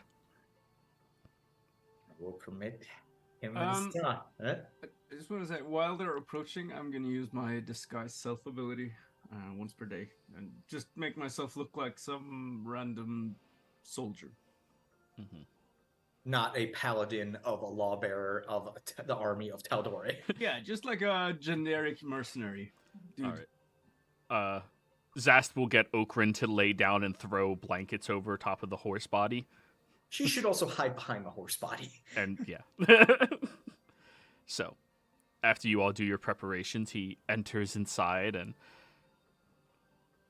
well, it has been some time since I've seen you, and by the looks of it, you've gotten new companions at your disposal. I don't seem to recognize that one. Looks over at Okran. Who's so he recognizes the horse under a blanket. No, he said he doesn't recognize that one, and looks over at Bernie. What was that one? Oh, my name is Helmut Farschmecker. Does he even need to roll? Yes, deception. Contested by Uladon's insight. Well, he has a good modifier at least. And I have disadvantage, so yeah. Yeah. Oh, he beat you. Yeah, that's. Oh. Yeah, unfortunately, he has a 10. That's. Time necessitates new traveling companions as it need to be. How might we help you, Uladon? Well, I figured since you came this close to the city that you were pursuing something in particular out here. And given the fact that you've gotten here, you've either traveled on foot all the way here and I was not able to hear about that, or you all teleported in somehow without being detected either, which isn't a testament to how well you've been growing over the last years.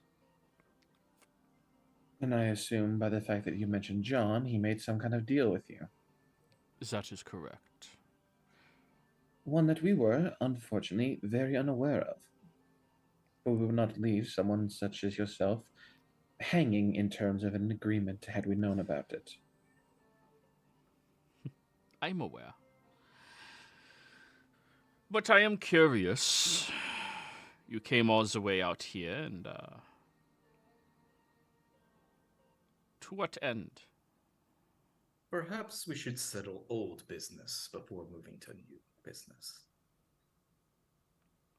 Very well. What is it that John promised you?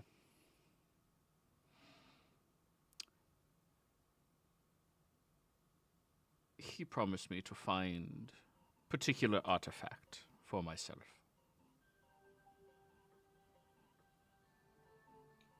Would you be able to describe said artifact?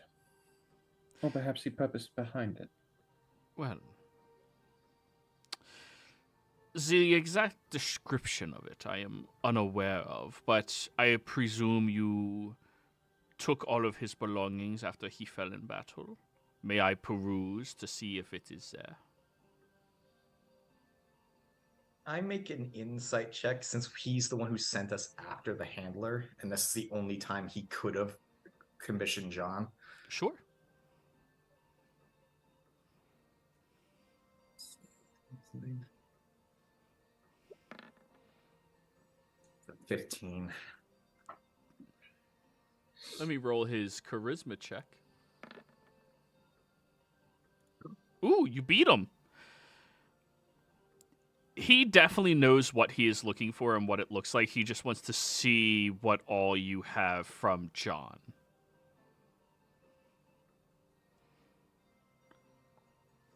With all due respect, Master Uladon, it has been several years. We do not know if we have partaken his belongings to other areas or what we have left is even what you want.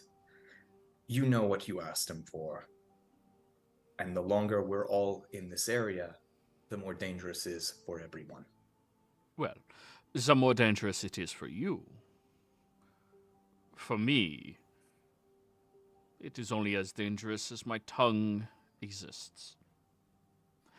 However, I am not here for empty threats. I am not here to stop you in your endeavors either. I've been waiting for an opportunity to discuss with all of you based off of information I've been able to obtain from various agents of mine. You're going after Trent.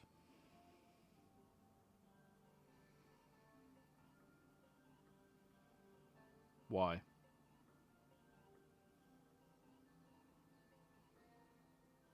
I look to the group. Or I guess I look to Tolsha because she's the only one here who can respond to me. Like, I give you the... What level? How much are you aware of his history?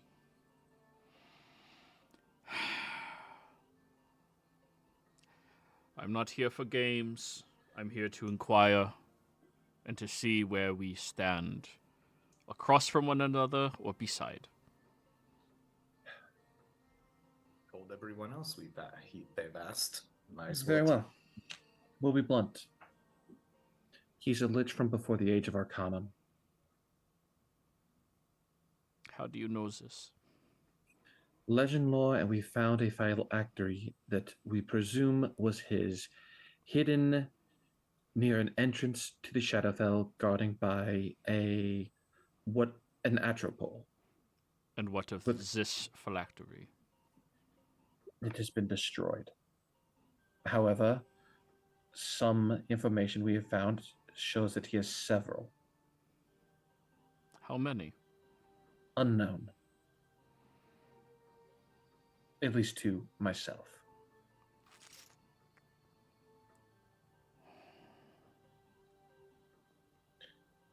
A lich. Are you I'm- aware how that Trent attacked the headmaster of the Lyceum? I'm aware of those events, yes. And I'm also aware that you fixed her mind. Are you aware of what magics he did upon her? The specifics of them, no. But I'm aware of how.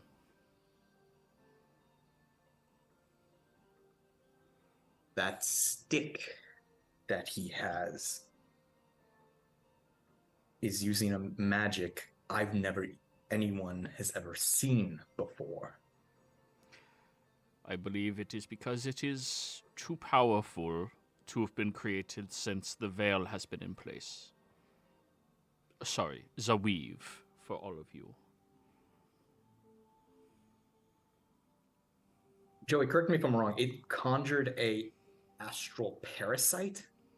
Yeah. It conjured an astral parasite.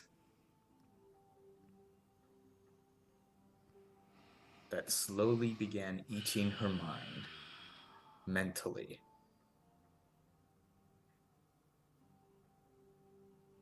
That is not something that should be possible in this era.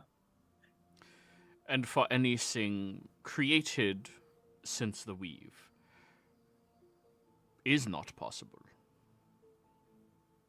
Transabilities have been unknown to many of us of the Cerberus Assembly, which is why quite a few of us have decided to bend our knee to him, to allow him to live his secret plans and allow them to come to fruition, even to aid him.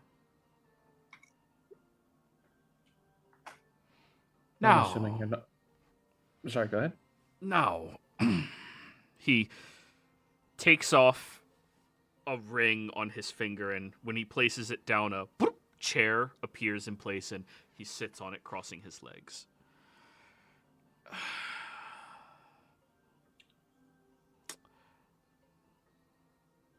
How were you capable of destroying a phylactery? And he looks directly at you, Miriam.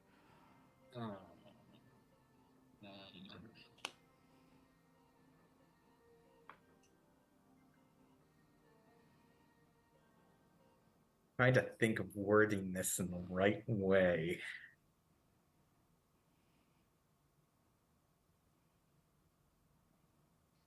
Well, it's been a very long day and it's getting early. And can't you write it down maybe in some journal or something and send it by courier?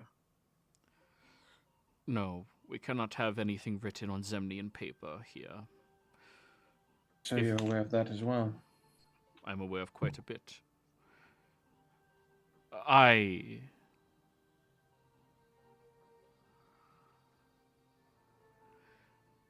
You all have proven yourselves to be useful to me.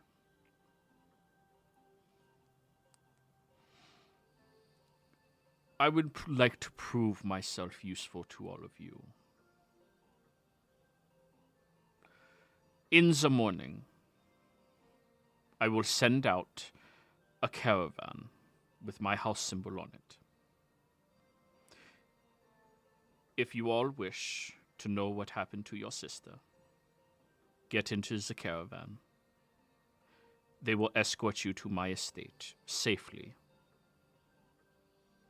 And we can have a much more protected conversation than this. Unfortunately, I cannot be out here for very long. I have another meeting inside the gates within 40 minutes.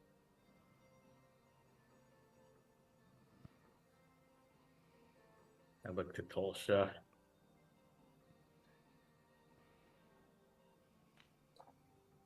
Considering I told them that when I was looking through the bird, the symbol of Udon, I was like, we know.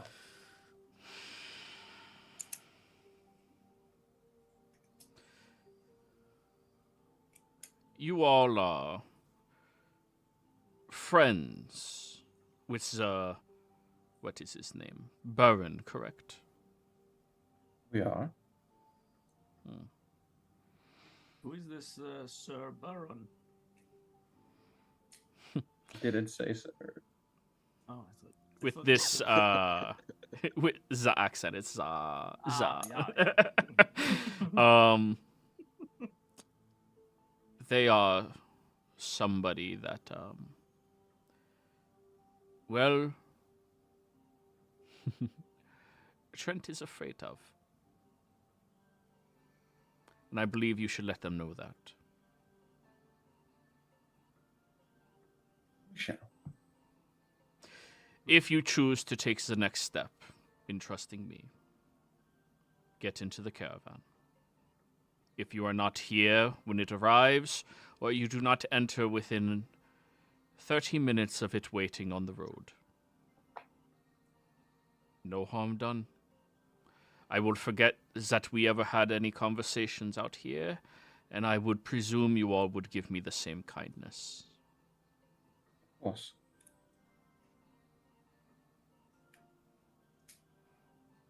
He'll look over at you now, Tolsha. The captain believes that there is a debt that should be paid to him. At some point in time, you may wish to look into that. Very well. He I appreciate that information.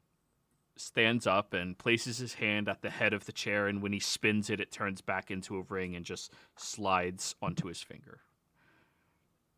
Then he walks out of your safety bubble, past the guards that stay positioned at the ready and just seem to be watching until he gets to his carriage, and then they turn to go back.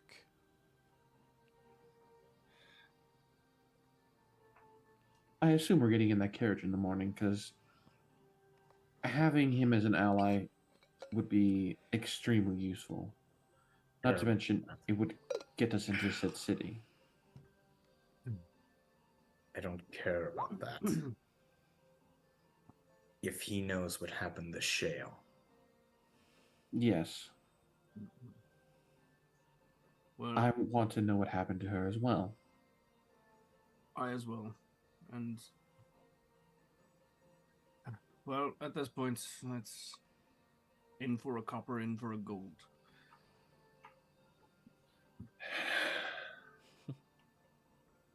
And if we're wrong about this, Bernie, I give you permission to lord it over all of our heads for the end of time. Sure. But if you are wrong about this, won't we no longer have heads? Not necessarily. You're right. Well- We can kill them all. Right. Well, the plan is, well, I'm almost too tired to think right now, but we need to take our precautions. At least prepare for the worst, but hope for the best. Indeed. Oh.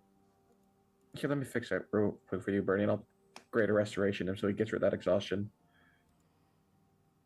We have the whole night. Oh, we do. That's right. Yeah, Sorry. he said he'll give you till the Right. morning. Sorry. I mean, that does technically just mean that you restore the exhaustion and then long rest, right? Well, you already, yeah. Yeah, well, basically, but And speaking of, I should, once we're done talking, I should continue watching on Yanni. Last thing I saw was her talking to her dad and mother, and, well, her dad appears to be a military man, at the very least. So, that's on how well it goes. right. Well, I would feel more at ease if we did not bring the singularities into the city. We can't really put them anywhere else. Yeah, that's a problem. We don't have any ability to conceal them behind anything that they will not be detected from. I can cast non-detection and keep it.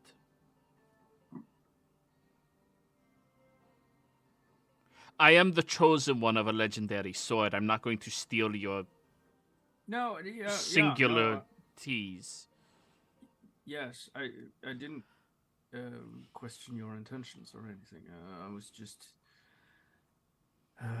thinking, in that case, it might be good if Ocus was with you as well.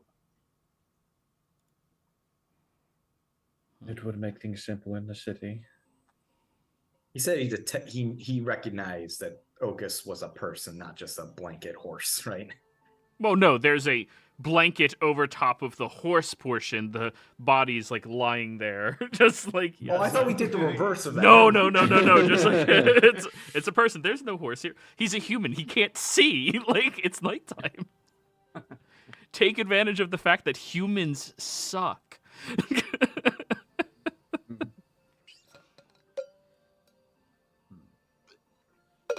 That does actually sound like a good plan. Because Ocus will be able to see things coming, and honestly, I trust him to kill anything that would dare attack him or you. Right. Speaking of which, Ocus, Can you see anything new beyond us?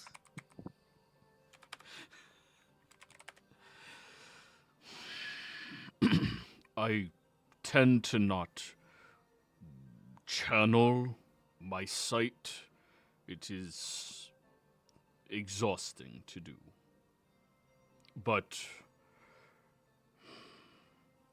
if we are to die, at least we can die knowing. Sure. Who do you wish for me to look at?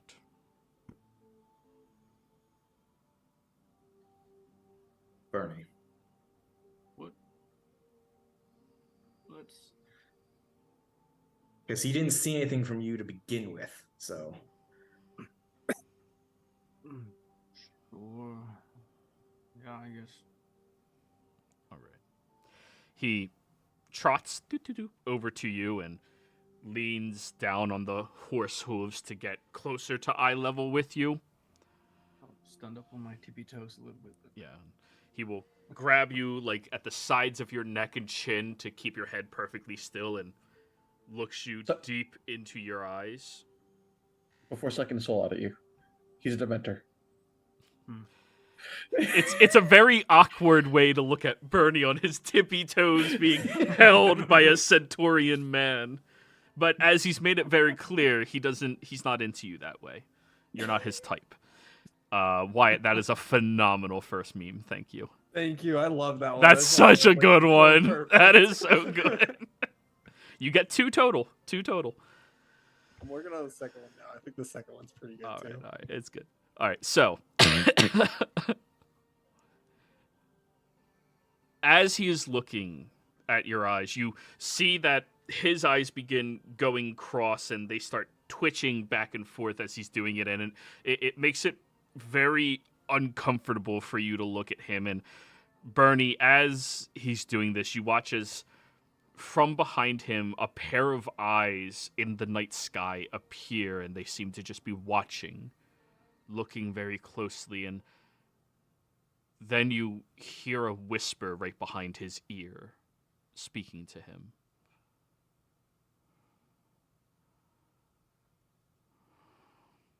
Is it possible for me to discern what it says, or?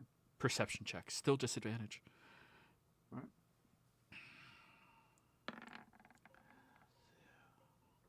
15. Even with the close proximity, the whisper seems so specifically small to his ears that you can't. If you were less tired, maybe. But as this is happening, his eyes keep flicking back and forth very quickly as whatever's in the sky keeps looking and watching and whispering, and then it seems to notice that you're looking at it, and the eyes narrow towards you a bit more before fading away.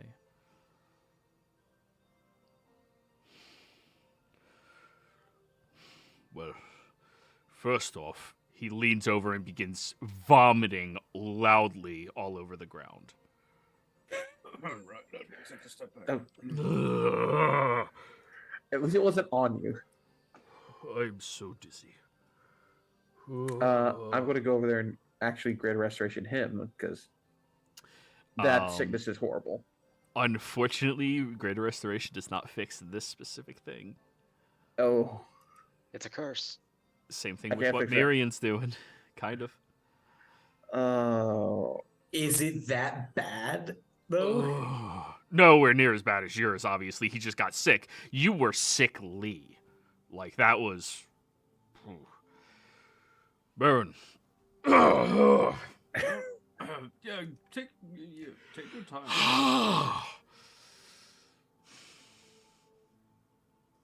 Well,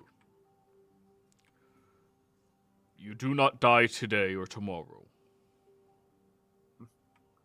Right, well, that's a relief, I guess. You will endure a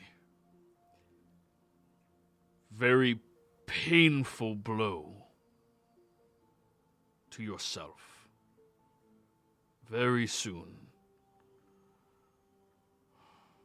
It will cut deep, Oh. Sorry, channeling it is very difficult to do. You will feel anger and rage and sadness. But you will prevail tomorrow in your goal. He starts vomiting again. The one thing I'm learning from all this is the fact that it seems every one of our inherent abilities has some kind of drawback. What do you mean? Well, Miriam's seems to be eating away at his very soul. Yours, from what I can see, gives you some kind of intense nausea, and I don't know if there's other side effects. No one else, to my knowledge, has awakened their innate ability yet.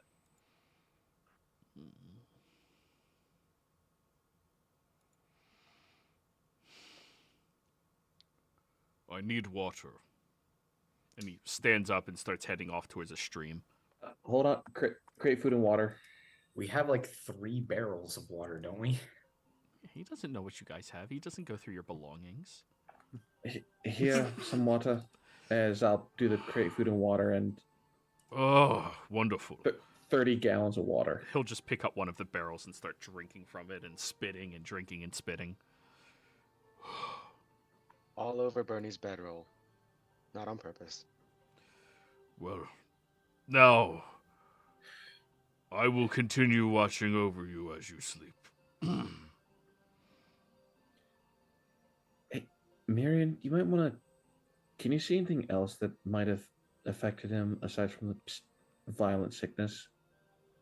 Well, it would be my first attempt to examine a centaur. Give me a moment. I'll bring out some of my medical books that might cover his race.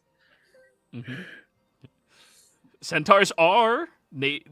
There is a native species of centaurs in Tal'Dorei, so your book would cover them. Go ahead and roll a medicine check while you're examining him. Do I get advantage or opportunity because of the book? Advantage. Thank you. Yeah. It's 29. 29. His heart rate is very dangerously fast right now. His body is pumping blood way faster than it reasonably should. Looking at him, his eyes are moving very quickly from side to side to avoid the light as if through instinct as you're holding a light up to his eye. And he, for all intents and purposes, this is kind of like... This is the equivalent of him accepting a concussion to look into the future. Interesting. You are exhibiting the signs of a concussion. What is that? It's when a blow is struck to the brain, interrupting blood flow. Like when I headbutt the green man. Correct. Except it's a lot worse, and it can cause a lot more problems. Oh. Isn't one of those things a loss of intelligence?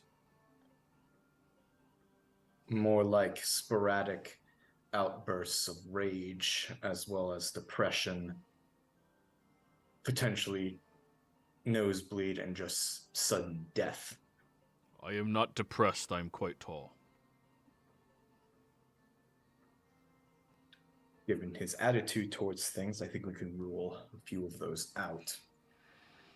But prolonged, repeated concussions can render one brain dead.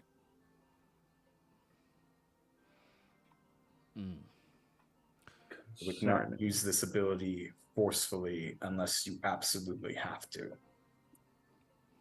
It hurts, so I tend to not do it. It is not a good pain like fighting is. Bad pain. Yes. Or like when your heart is broken. Yes. Oh yes, by the way, your heart is pumping about 5 times as much as it should. That's also bad. You might want to sit down. I have phenomenal circulation.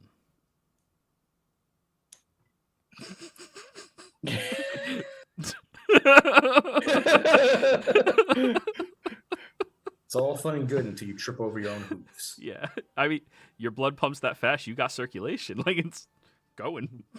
Do you think the regenerate spell would fix concussion damage?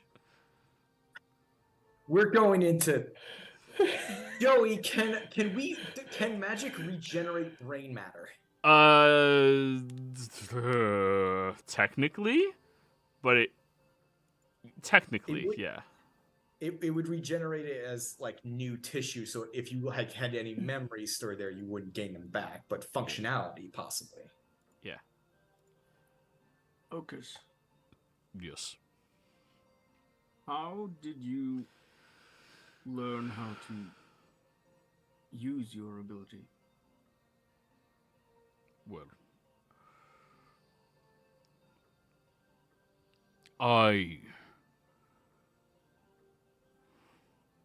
when I was younger, I was hunted. Much like I was when you met me. While hunted, they almost got me. But I am stronger, even as a small person.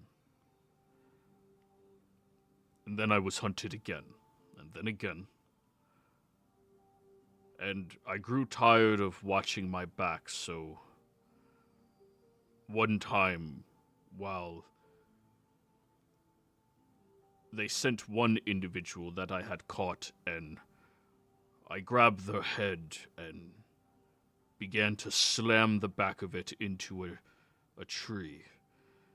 And I just kept doing it, and when I was staring at them, I could see shadows behind them, and when I would stop focusing on them but still look, I could see things that would happen for them.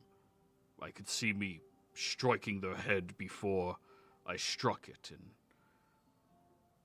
then I chose to stop striking, and I saw him return, and due to his failure, was captured by his companions.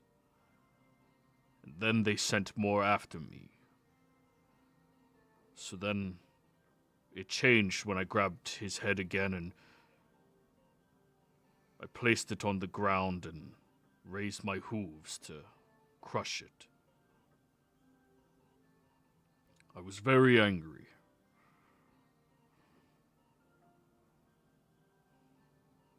Since then, I've been able to sometimes see things when I get angry. Sometimes during, sometimes after. And eventually I learned that if I crossed my eyes while looking someone in theirs, I can see what is happening, but it always makes me very dizzy and sick.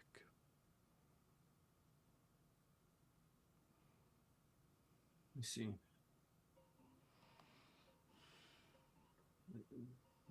I'm just trying to understand how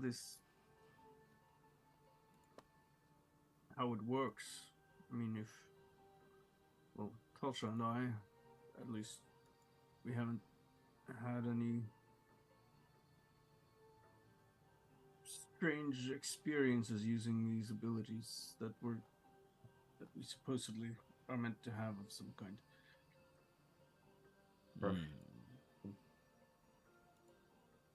What? Sorry, I thought you were gonna keep going. Sorry, so I stopped. No, go ahead. Bernie, when you used the time necklace, you saw an entity. Have you seen anything similar to that?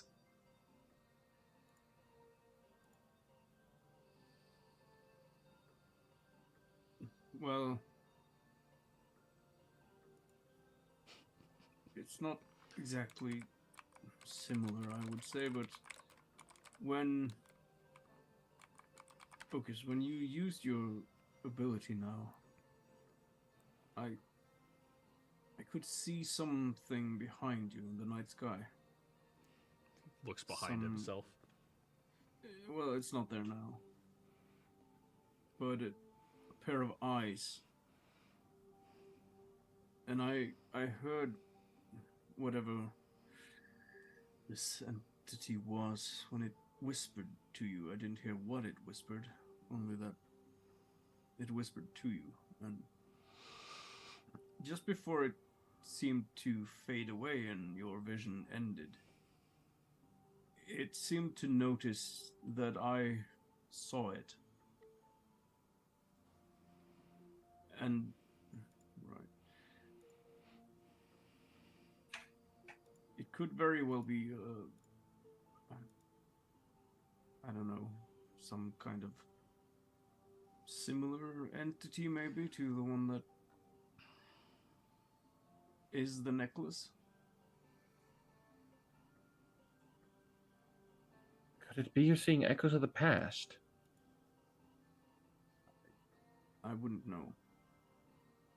I have an idea. And I pull out Ringo. Bernie, look at my lizard, who is my Fae familiar. Right. Just Try just to phrasing. look past his lizard form. Try to focus your eyes.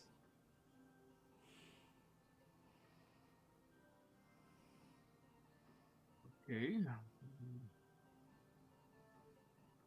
Just so Ilworn knows what I'm trying to see if he has seen beyond like the physical manifestation of the thing and seen the Fae, true Fae form that it's supposed to be from.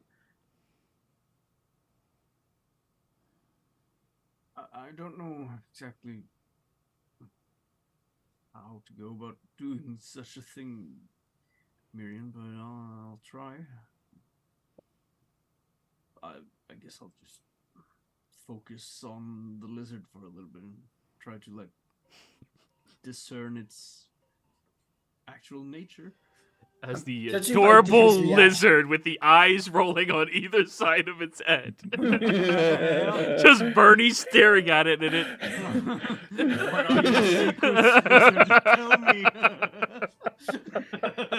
The fact that I knew I was going the wrong direction that made you face. No, it's just that's hilarious. That's just the imagery of this is hilarious because it has side eyes. How do you look at both? It's not a gecko, it's a bearded dragon. At some point, I'll try and cross my eyes as well. Oh. Just thaumaturgy, like, I'm a wizard, Bernie. All right. I don't know, Miriam. I see lizard. It's worth a shot. And I'm gonna assume, since you didn't say anything, God, I'm gonna assume that was. Oh, we were laughing. We didn't like. Are you actually doing it, Bernie? Well, yeah. I'm How long? trying, kind of. I guess a couple of minutes. Okay. Give me a wisdom check. That is also with disadvantage now, I suppose.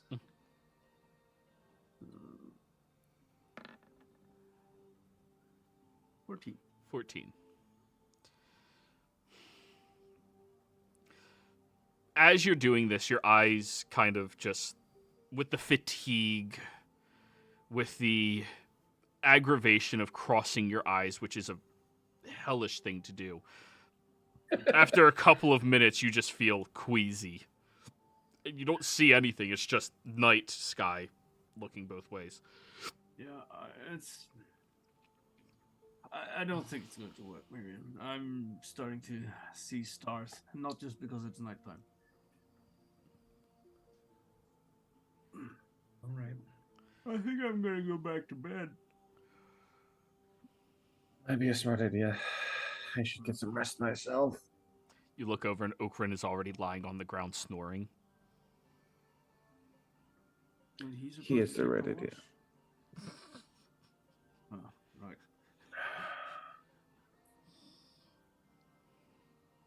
Well, I guess I can rest easy with at least knowing I'll not die today or tomorrow. Yeah. So, as new watches now have to be called for those of you outside, but you will get your rest in. We'll go back over to Yanni and Jethro and her family. Sitting at the table, a couple of servants do wander their way back in. As they come in, they end up setting a couple of cups of tea for everybody, and then they go through the very slow, tedious process of crafting this tea. Yanni, during your father's younger years, he had discovered that the... oh shit, what's that place called? World map.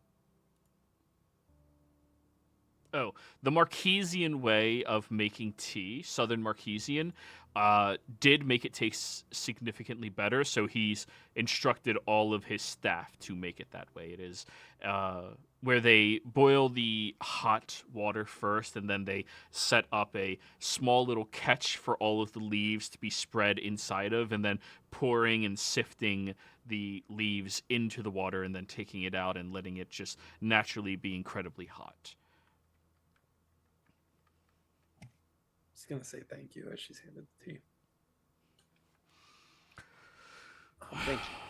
So how are the twins? How's Giselle? Is she still living in the Colors Ward?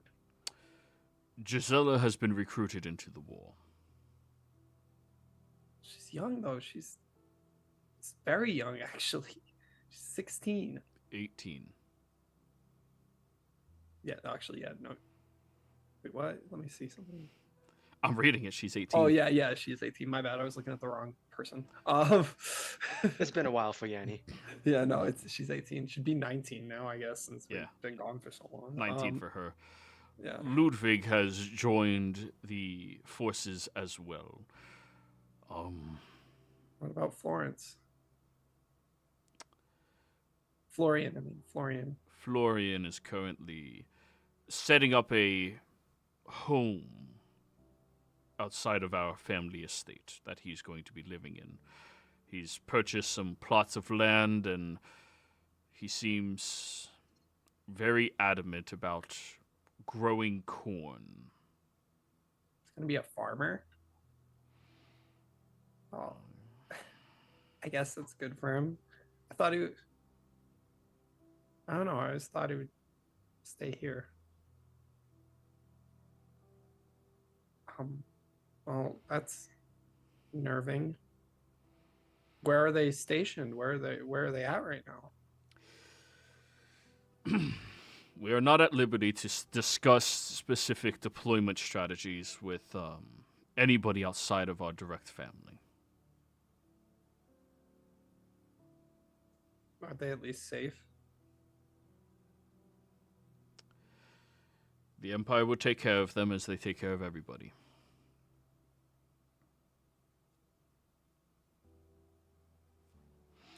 But, how is your work with Uladan going?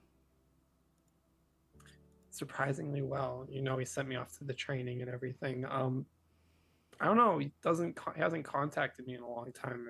For a while, I thought he let me go, but didn't seem to be the case today. Why is that? One of his representatives grabbed me at the gate. Oh. Not to fire you, did they? No, I'm not getting fired again. And I think I have a really good reputation in my job. I don't think I've failed yet. Gives you a very questioning look when you say that. I mean, he would have said something. If I might interject as well, I've had first-hand accounts of Yenny's prowess, and she has shown nothing but skill. That is good. It's good that you finally found a successful path for yourself.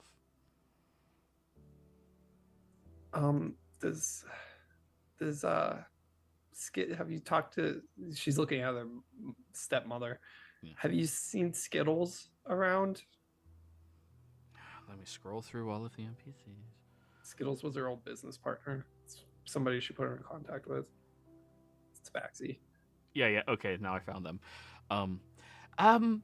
They've been around town, lesser the Shimmerwood, and helping out all of the people who are, well, people are struggling right now, darling, and just trying to make sure that they're staying well put together and opportunity to eat. That's good. I don't suppose you guys would be allowing us to stay here for tonight, or do I have to go back to my old home?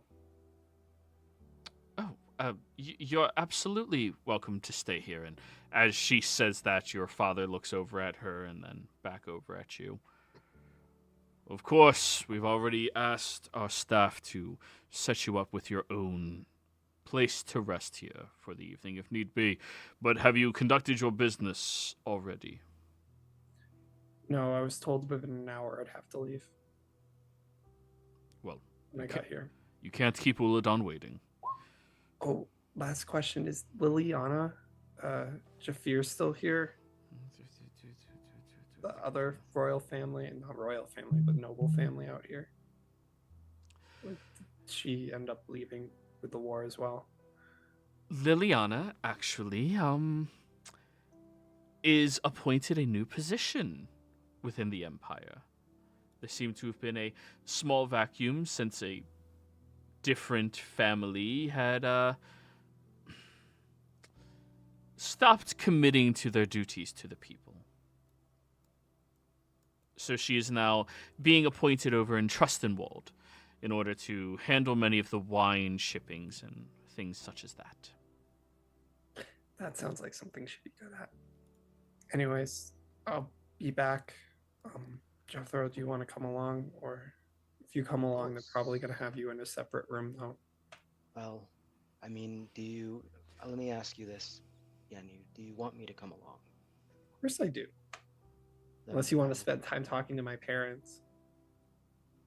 Looks at it. The father who's still like just eyeing you up right now, and the mother who's just being very kind, smiling. Yeah, Jethro doesn't need to look to feel like daggers getting.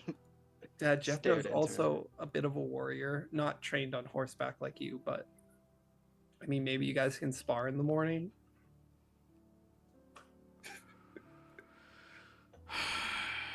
Which battalion were you part of? Joey, before I answer that, so this is as far as like soldiering and stuff goes, right? Yeah, and Okay. you're in the heart of the Empire. Yeah. And your battalion was Tal'Dorei. Not gonna lie, but he is gonna say, I was never under a specific battalion. I was actually once a member of the Slayer's Take. Sorry, my cat's about to jump on my keyboard. I was a member of the Slayer's Take until a disagreement. And I met Yanni here when she helped me leave a dark place.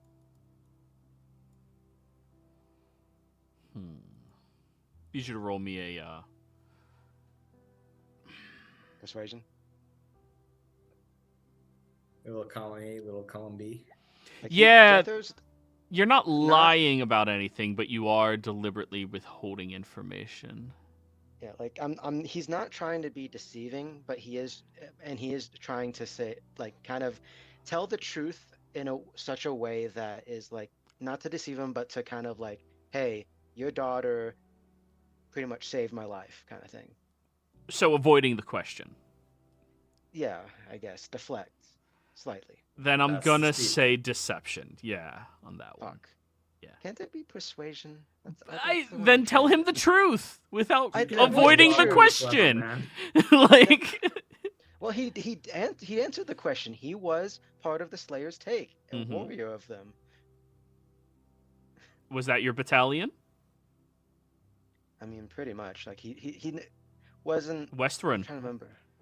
Well, Western Guard, but Westwind that Guard. was They had their actually- own battalions. That's the Westwind Guard. If you tell him that, then it'll be persuasion. But And okay, that's fair. And I guess right before he mentions the out of a dark place, he and I will warn you Jethro- before you say that will definitely clear out that you are from Tal'Dorei military. So the implication would be once Tal'Dorei military. Okay. I mean, are you going to just screw me over on this? Well, it's not You're really not a me giving them a screwing lot of you options. over. It's just there's a state what of war right now, and there's a distrust because of things like that. You know, there's. Fuck, and Yanni did say it was fiance. Shit. I mean, what's the saying? Once a Marine, always a Marine. I mean, yeah. Also, I may or may not have to dip out in a bit because my dad needs a little help. Yeah, no needs some help problem. You moving can some roll heavy deception benches or instead if something. you're doing what you're doing, but it is deception with how you talked. Okay, You in still that have your case, session advantage. I will have to use that because I'm still exhausted. All right, straight roll. Let's go. All right. Where is the deception? Oh boy. Okay, 16's not terrible. 16's not terrible. Let me roll insight. And just the phrase here, it's like Jethro's not intentionally like deceiving. He is trying to like Oh. You're trying. Absolutely. You're attempting to be endearing Right. towards what you were talking about without answering the specific question in a way that would demonize you in his eyes. well, he's trying not to implicate Yanni in anything. Sure. If- He seems to. He's not liking your vibe right now. That's fair. He hasn't been liking your vibe this entire time, but that statement has not ingratiated yourself to him at all. Well, very good work. I, for one, am reasonably exhausted, and in the morning I was going to go take my new steed out for a ride. Yeah, Jeffro, you should join him in the morning. I usually do this by myself. Oh, Ludwig, it would be wonderful if you had a companion with you that can keep up. He's going to die on that expedition. Very well. It'd be like meet the parents. This is literally what it is right now. Speaking of which, yeah, Jethro will do whatever Yanni wants right now. I need to dip out for a bit. All right. Sorry. Well, at this point, after the conversation and such happening, you do hear a rasping at the door, and one of the servants comes back, and you see that Urkel is standing there waiting for you. Jeffro, you should stay here in the house. I'll go alone on this one. It was requested that both of you would attend. Please, follow me. Okay. As you walk with him, you seem to be taking some strange back roads within the Shimmer Ward, so there's no actual danger here, especially for you. But you make your way over to Uladan's home. You have to get in through the side entrance through one of the hedges. They're seeming to sneak you in instead of having it be public. As you get up inside, you end up inside of the massive ballroom that he has, and then you are told by Urkel to wait on the dance floor. He conducts most of his business here, as he doesn't seem a very big fan. I guess he knows there might be. He doesn't seem to be a very big fan of, small offices. And when you pay for such a lavish location, you want to take advantage of it.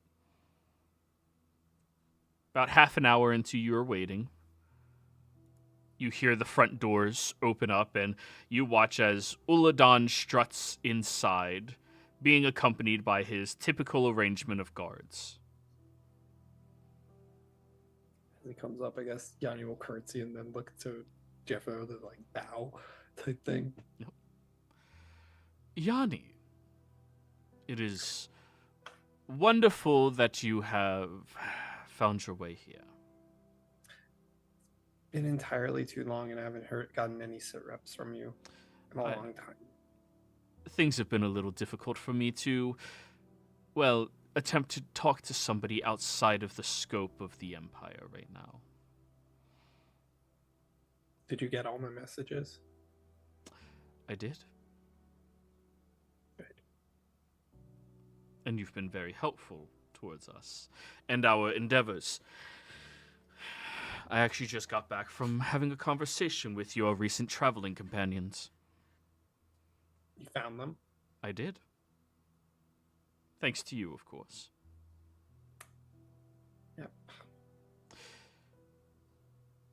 There's going to be a conversation had here in, well, just a few more hours. Are they going to be here? They are. Don't Have worry. you told them what you want? I have not. Do you need any information from me? You've given me pretty much all of the information that I, well, directly need as of now. But I believe smoke and shadows are needed in specific arenas, and this is not going to be one of them. Can I ask a favor? Please?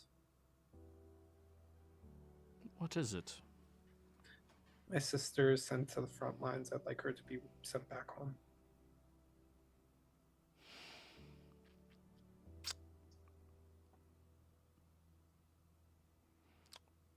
We can discuss this, and I do not have any specific sway over the arrangements of any. Find out what battalion she's a part of. I'll have it to you tomorrow. I'll see what I can do. No promises. Remember, we do not work in promises. She nods. So, why did all of you come back? We had to go to the Feywilds to find one of their siblings. To get back, we had to use a plane shift spell, and instead of using an item from Exandria, they used an item from the Hells. We were sent there, and when we arrived there, we were stuck. We camped, waited, and when we finally were able to leave, we used my headband of intellect. At the time, I was going through some emotional things and trying to figure out if that genie's curse that I told you about was a little more than a curse. Now that I'm here and we're speaking, I now know that I wasn't created by it. So that's good news.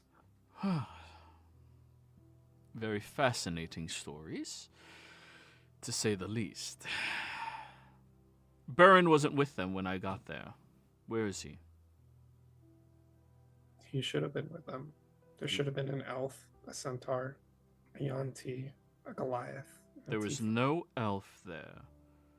There was a man who was particularly thick around the legs, lying down under a blanket, so... That's the centaur. But there was no tiefling. No Baron. Was there anyone there that I didn't describe? Yes, there was. Then that was either the elf or him. The elf uses magic. She has a very unique blade. She came from the not Velvet Thicket. What's the name of the place? She's gonna name the place. They live in solitude and just hate the Empire. They're very stuck in their ways. But this should have been in my last sit rep about them.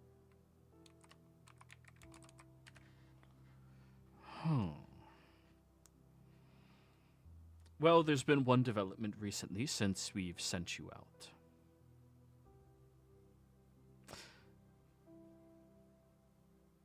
My cousin, down in Nicodranus, the one that we had appointed to be, well, their leader down there. I had you escort him down. Yes. Well, he was attacked by Volstruckers.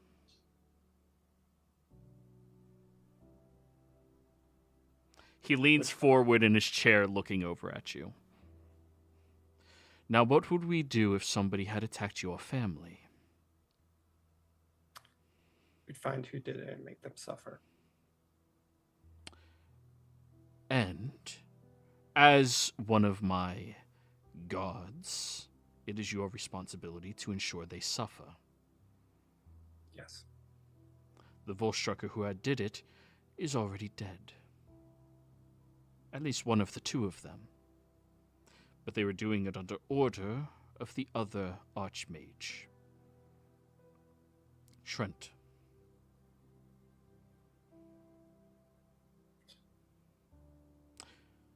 I think the people I'm traveling with got goals well aligned with this. You If have tell to them ensure that they will help me. I can try, but they don't exactly trust me. With reason. You've been lying to them. I haven't really lied. I told them the truth every time they've asked. As a professional liar, allow me to clarify. You've been deceptive.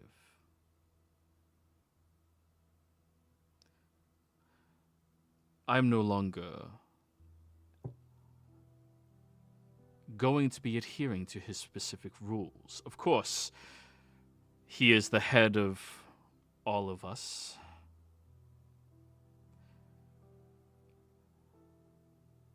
But I need efforts outside of my direct purview. Not written down anywhere. Not expressed anywhere. They're looking for the last singularities. Good. Once they, if you can say, give them proof that maybe Trent has one or anything like that, they might go after it. If not that, they're also looking for one of their sisters who they presume is dead and another family member who is living. I am aware. Of the dead sister, of course. She's thinking. Yanni's tone and like how she's standing and everything has changed dramatically. Other than that, I don't getting them to let me even come in here was a hassle. I don't know if I can, but I will do everything in my power to push them towards fighting more Volstruckers. Do you know where they're located? They work with another group that is trying to take them out at the moment. I don't have specific details or information. And of course, I'm not saying that I need... No. That was my cousin. I need him dead.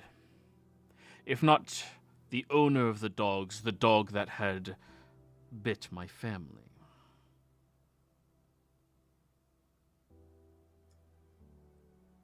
I will make sure I won't come back till it happens. And on that promise, I promise, I will send out whatever resources I can to help get your sister to a safer location. Though, given the state of the war, there may have to be an accident. She may have to break a leg or something. Just be aware. She's a very skilled fighter. Just make sure it's not a very bad break. And she's a healer too. She fights like Bernie. Good. So I don't know how long a break would keep her down. Well, then we have to take potentially extreme measures, but her safety is the utmost importance. Some sort of poison and illness. You take care of my family, I take care of yours. You have a few hours to prepare yourself before their arrival. I believe I've enticed them enough to come here. Okay. I'll head back to my house and gather my things. Make sure when you sneak, you are very careful on your way over here. Take the same path that you took previously, but the last 2 streets you have to shift over. She nods. So?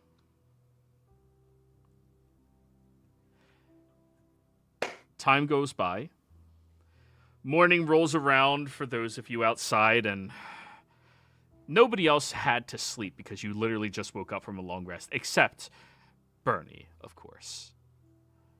Man, I'm so glad my familiar was with Jethro. Yep. I got dispelled because of his fucking fence. Well, it would have been identified magic. Yeah, I don't know if I can put that in there. Yeah, he Like, doesn't I have a didn't think- dispelling fence. He's not that crazy. Yeah, I don't It's think, 'cause I here's didn't even think magic. Jethro would be allowed in there, so I don't know what's going on with that. Well, I have a feeling a lot of stuff just happened. He's going to 'Cause- try to play us no matter what happens. But we can now attempt to play him. Unless he wanted us to know that information on purpose. What are you talking oh, about? your Coach? familiar wasn't there. Oh, it wasn't? No. Oh, That's why I said he's going to Yeah. try to play us on the general. Okay. knowledge Yeah, that yeah, we yeah, yeah, have. yeah, yeah, yeah. All of that. Your familiar was not there. Your familiar is with Jethro, who was left at Yanni's family estate. I thought you said that he asked for both of them to come. Oh, yeah, he did ask, but he would not be allowed in this room for the conversation. Okay. Thank you for clarifying. I was gonna say, like, I don't know why they would have let Jethro in there. No. Yeah. Yeah, he'll probably Wow. be trying to play us. But what's important is that we move forward knowing that and try to get the best deal we can out of it. Bullshit. Let's go over what we have from John's. Let's try to figure out exactly what Right. he was looking for. And also, Tasha, you can still do that recalling, right? Yes, the word of recall. Right. Keep that handy. I always have it handy. Right, good. Just I forget, Yes, how we long need a does the quick way out. charge sigil last? What were you saying, Bernie? just in case we need a quick way out. And I will tell you immediately that if there is something that comes up that my sworn oath requires me to do something about, I will do it. Very well. And that is precisely why I also let you know the last time we were talking about going to Rexentrum that I would be a liability for you. Yes. And this is that situation. So, after eating your morning squirrel that was hunted for you, you do see a carriage pulls up onto the side of the road. The same guards are waiting outside of it. The carriage rider steps down, however, and just stands in front of the door looking out, not seeing any of you still, because your spell lasts a long time. Two things before they show up. One, just gonna give Zash and Orcus directions to Pride's call, just in Ocus. case things. Okay, motherfucker! I am looking at the spelling. I keep saying it. Oak us. But yes, you're leaving him what? I'm giving them directions to Pride's call in case things go south, so they have a safe place to fall back to.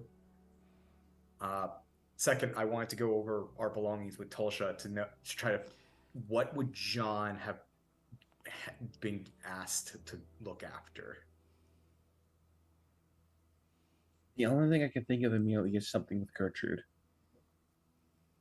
Because that would have been something we were going after that he could have wanted something of. Considering have the detailed written information of how to open it and the only one that can make that blood fluid again, that is something that we have complete control over. since we still have a few liters of his blood. I was going to mechanically get to that answer, but sure. There is one thing I would like to just, Miriam. We still have the private sanctum, right? Yeah, it'll be up until that time last night, tonight.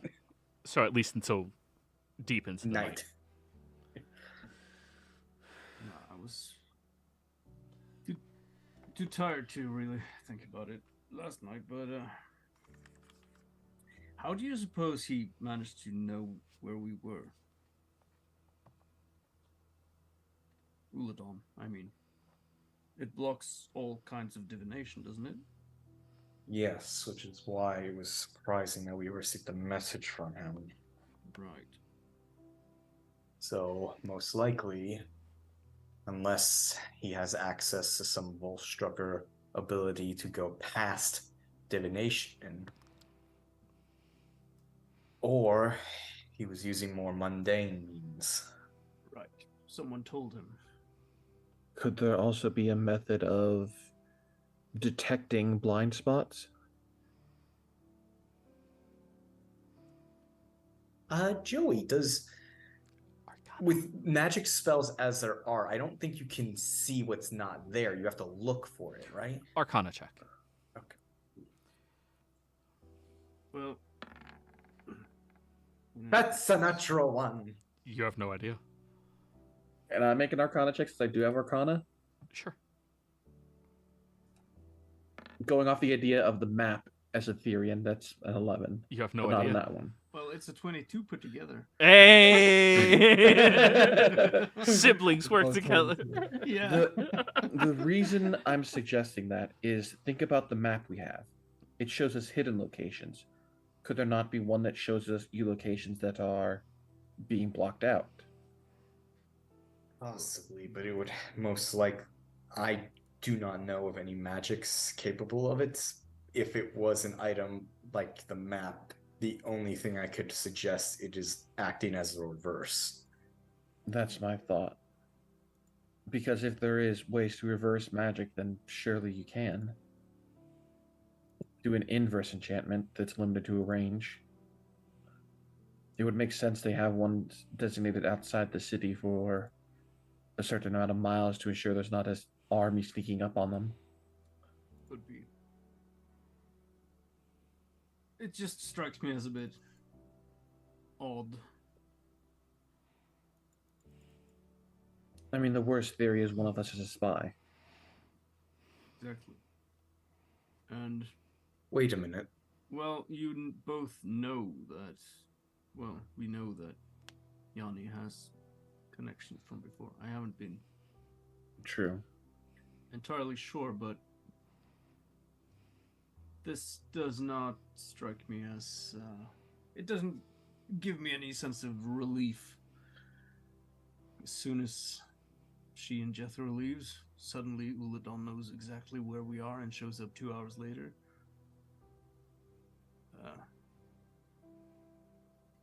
There's a high probability she's a spy. Sorry, go ahead, Miriam. No, you said what I was going to say in a more direct fashion. If not a spy, then at least a useful idiot. Why not both? Could be. Did you need me for anything? No. Speaking of useful idiot. Well, if the two of you are able to keep hidden and secret out in the forests and watch over some of these items that we have, that would be very, very helpful. You are both capable individuals, and if we are not back out in, shall we say, a day? 2 to 3 days. 2 days, then Or you do not hear from us in 2 days. then you should make your way to Pride's Call and once you are there, speak with a man named Kent. There's also Starosta Gouldy. You can trust both of them. And just let them know that you need to be in touch with the Order of the Iron Oath, or the Tal'Dorei military. Very well. And they will take care of the items from there. Speaking of And that, yeah. Oh. I hand think it over would the be- necklace. Okay. Sorry. that is the most dangerous one. I think they should keep on to. The other one is, while we know now there's ways that it can be used differently, it's not as dangerous, in my opinion, as one that can control time. Wouldn't you agree?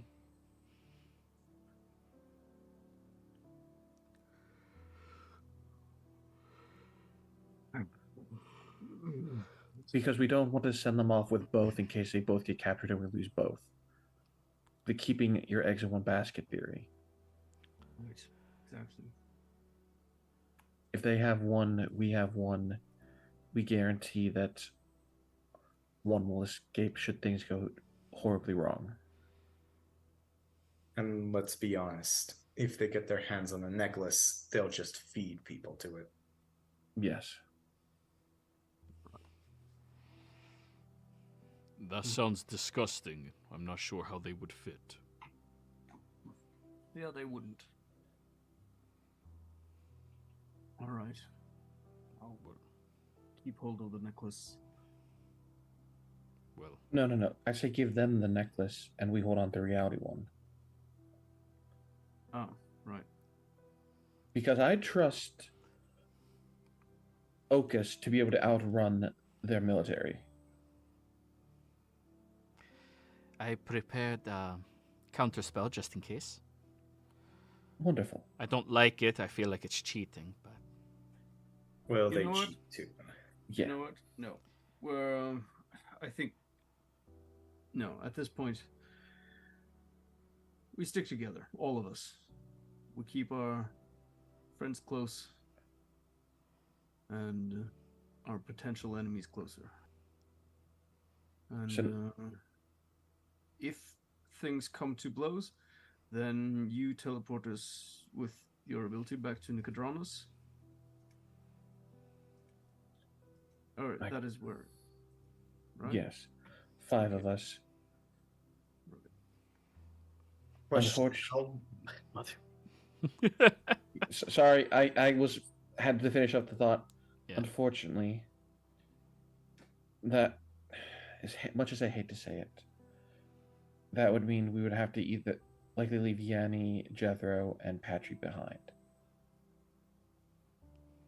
I don't know where Patra is. I think she went for a jog or something last night. I can You know. teleport 8 creatures, including myself.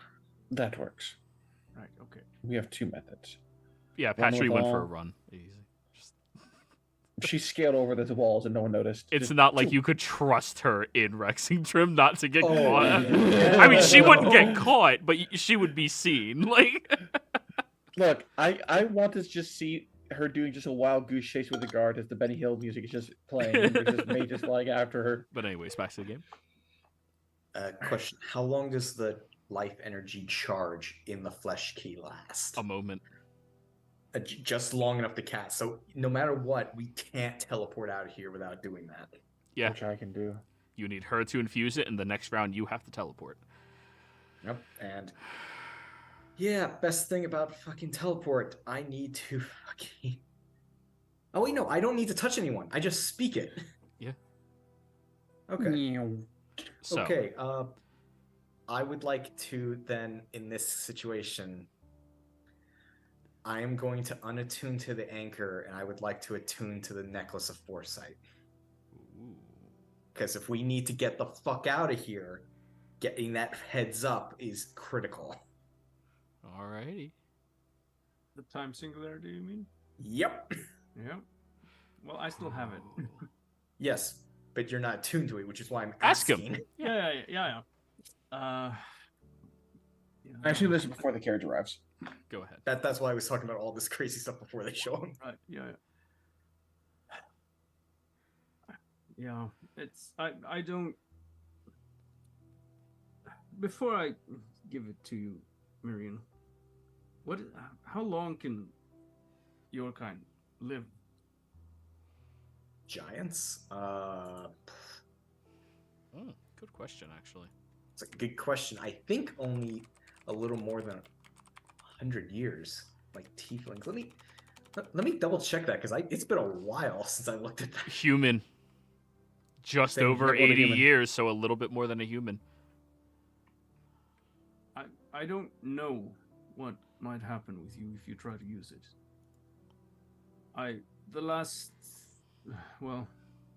The time I did, I don't know exactly how long I could live, but it feels like I might be around for a while. And even then, it took a decent chunk out of my vitality.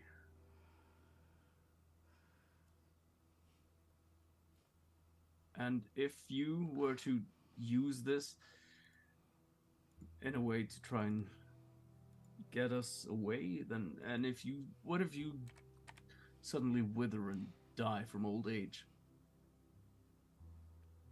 That's not a good...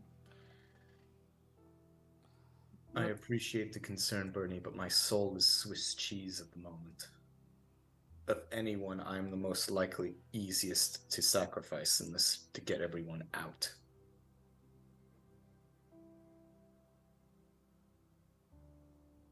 Well, that's a commendable sentiment.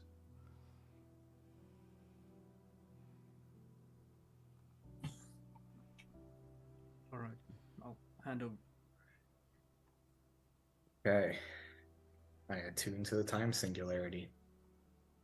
So It just casts I foresight. that I roll, assume right? you did that before Yeah. they arrived on the carriage and waited for you for half an hour only before leaving. Yes. Okay. Yes. Yeah, when you attune to it, you gain the benefits of foresight, and you cannot unattune to it. All right, so it's permanent foresight. Until, No, you gain the benefits for the next 8 hours, and until you Oh. finish a long rest, you can't unattune from it. Gotcha. So you're attuned, you have it for 8 hours. Gotcha. Wait, 1 second. Am I thinking of a different item, though? I think of a different item. Because foresight's not 8 hours, foresight's 1 hour. Yeah, that's why I was wondering, like, when the trigger was. Yeah, I think foresight No, is 8 hours. foresight is 8 hours. Yeah, that's the right one. Yeah, it is. Do I have to roll for thing or only when it pops? Well, yeah, you're tuning to it, so Because I think if I remember correctly, you have to trigger it and then you roll for it. It wasn't a... yeah, you're tuned, so you can activate it, but then you will pay. Bernie, you are the only person who sees that there is a same blue-faced individual leaning over the shoulder of your brother now, just watching him carefully, spinning around. All right, then. Don't I- say anything about it. So here's the question. Should I do this now since it's 8 hours and see if it kills me? No. If you don't have to use it, don't use it. Okay. If we fight and you feel like it's a must, if we're outnumbered and you feel like there's no other choice, only then use it. Agreed. If we're fighting against an arch wizard, I feel like we need every edge we can get. We're outgunned. If that happens, if not, don't use it. Okay. Well, This is a precaution, not a must. so And if I die and the two of you live and the others, I'm going to haunt you and say, I told you so for the rest of your lives. I'll bring you back before you get a chance to do that. Oh, I'll just decline. I'll be in heaven. yeah, his We're gonna his leave heaven's your wife great. behind? You haven't even had your wedding yet. Abandoned at the altar. How tragic.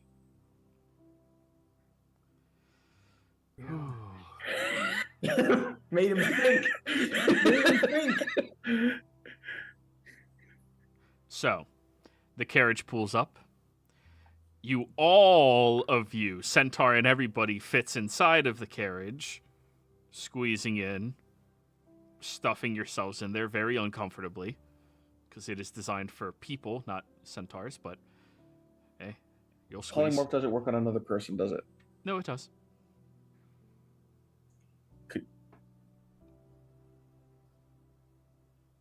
Are you gonna polymorph your centaur brother into a horse and then watch as, like, at some point it ends like, I have evolved.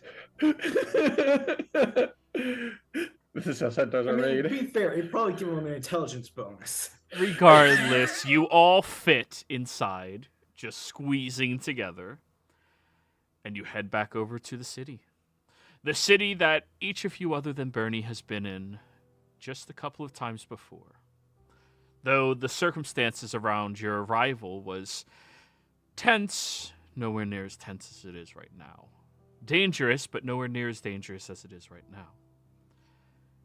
You get past the security and the guards without any questions, thanks to the crest of Uladan on the side of this carriage. You can't peek out at any of the windows as you travel. After about 30 minutes or so, the carriage stops.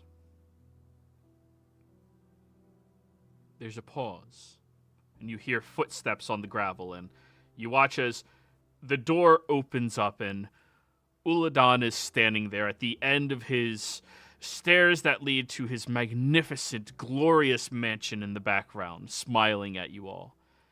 And standing behind him is Yanni, but 10 feet away, and Jethro, a little taken aback, just 5 feet away from her. And this is where we're going to end the session. Come back next week. We'll find out what is actually going to be happening. So these strangers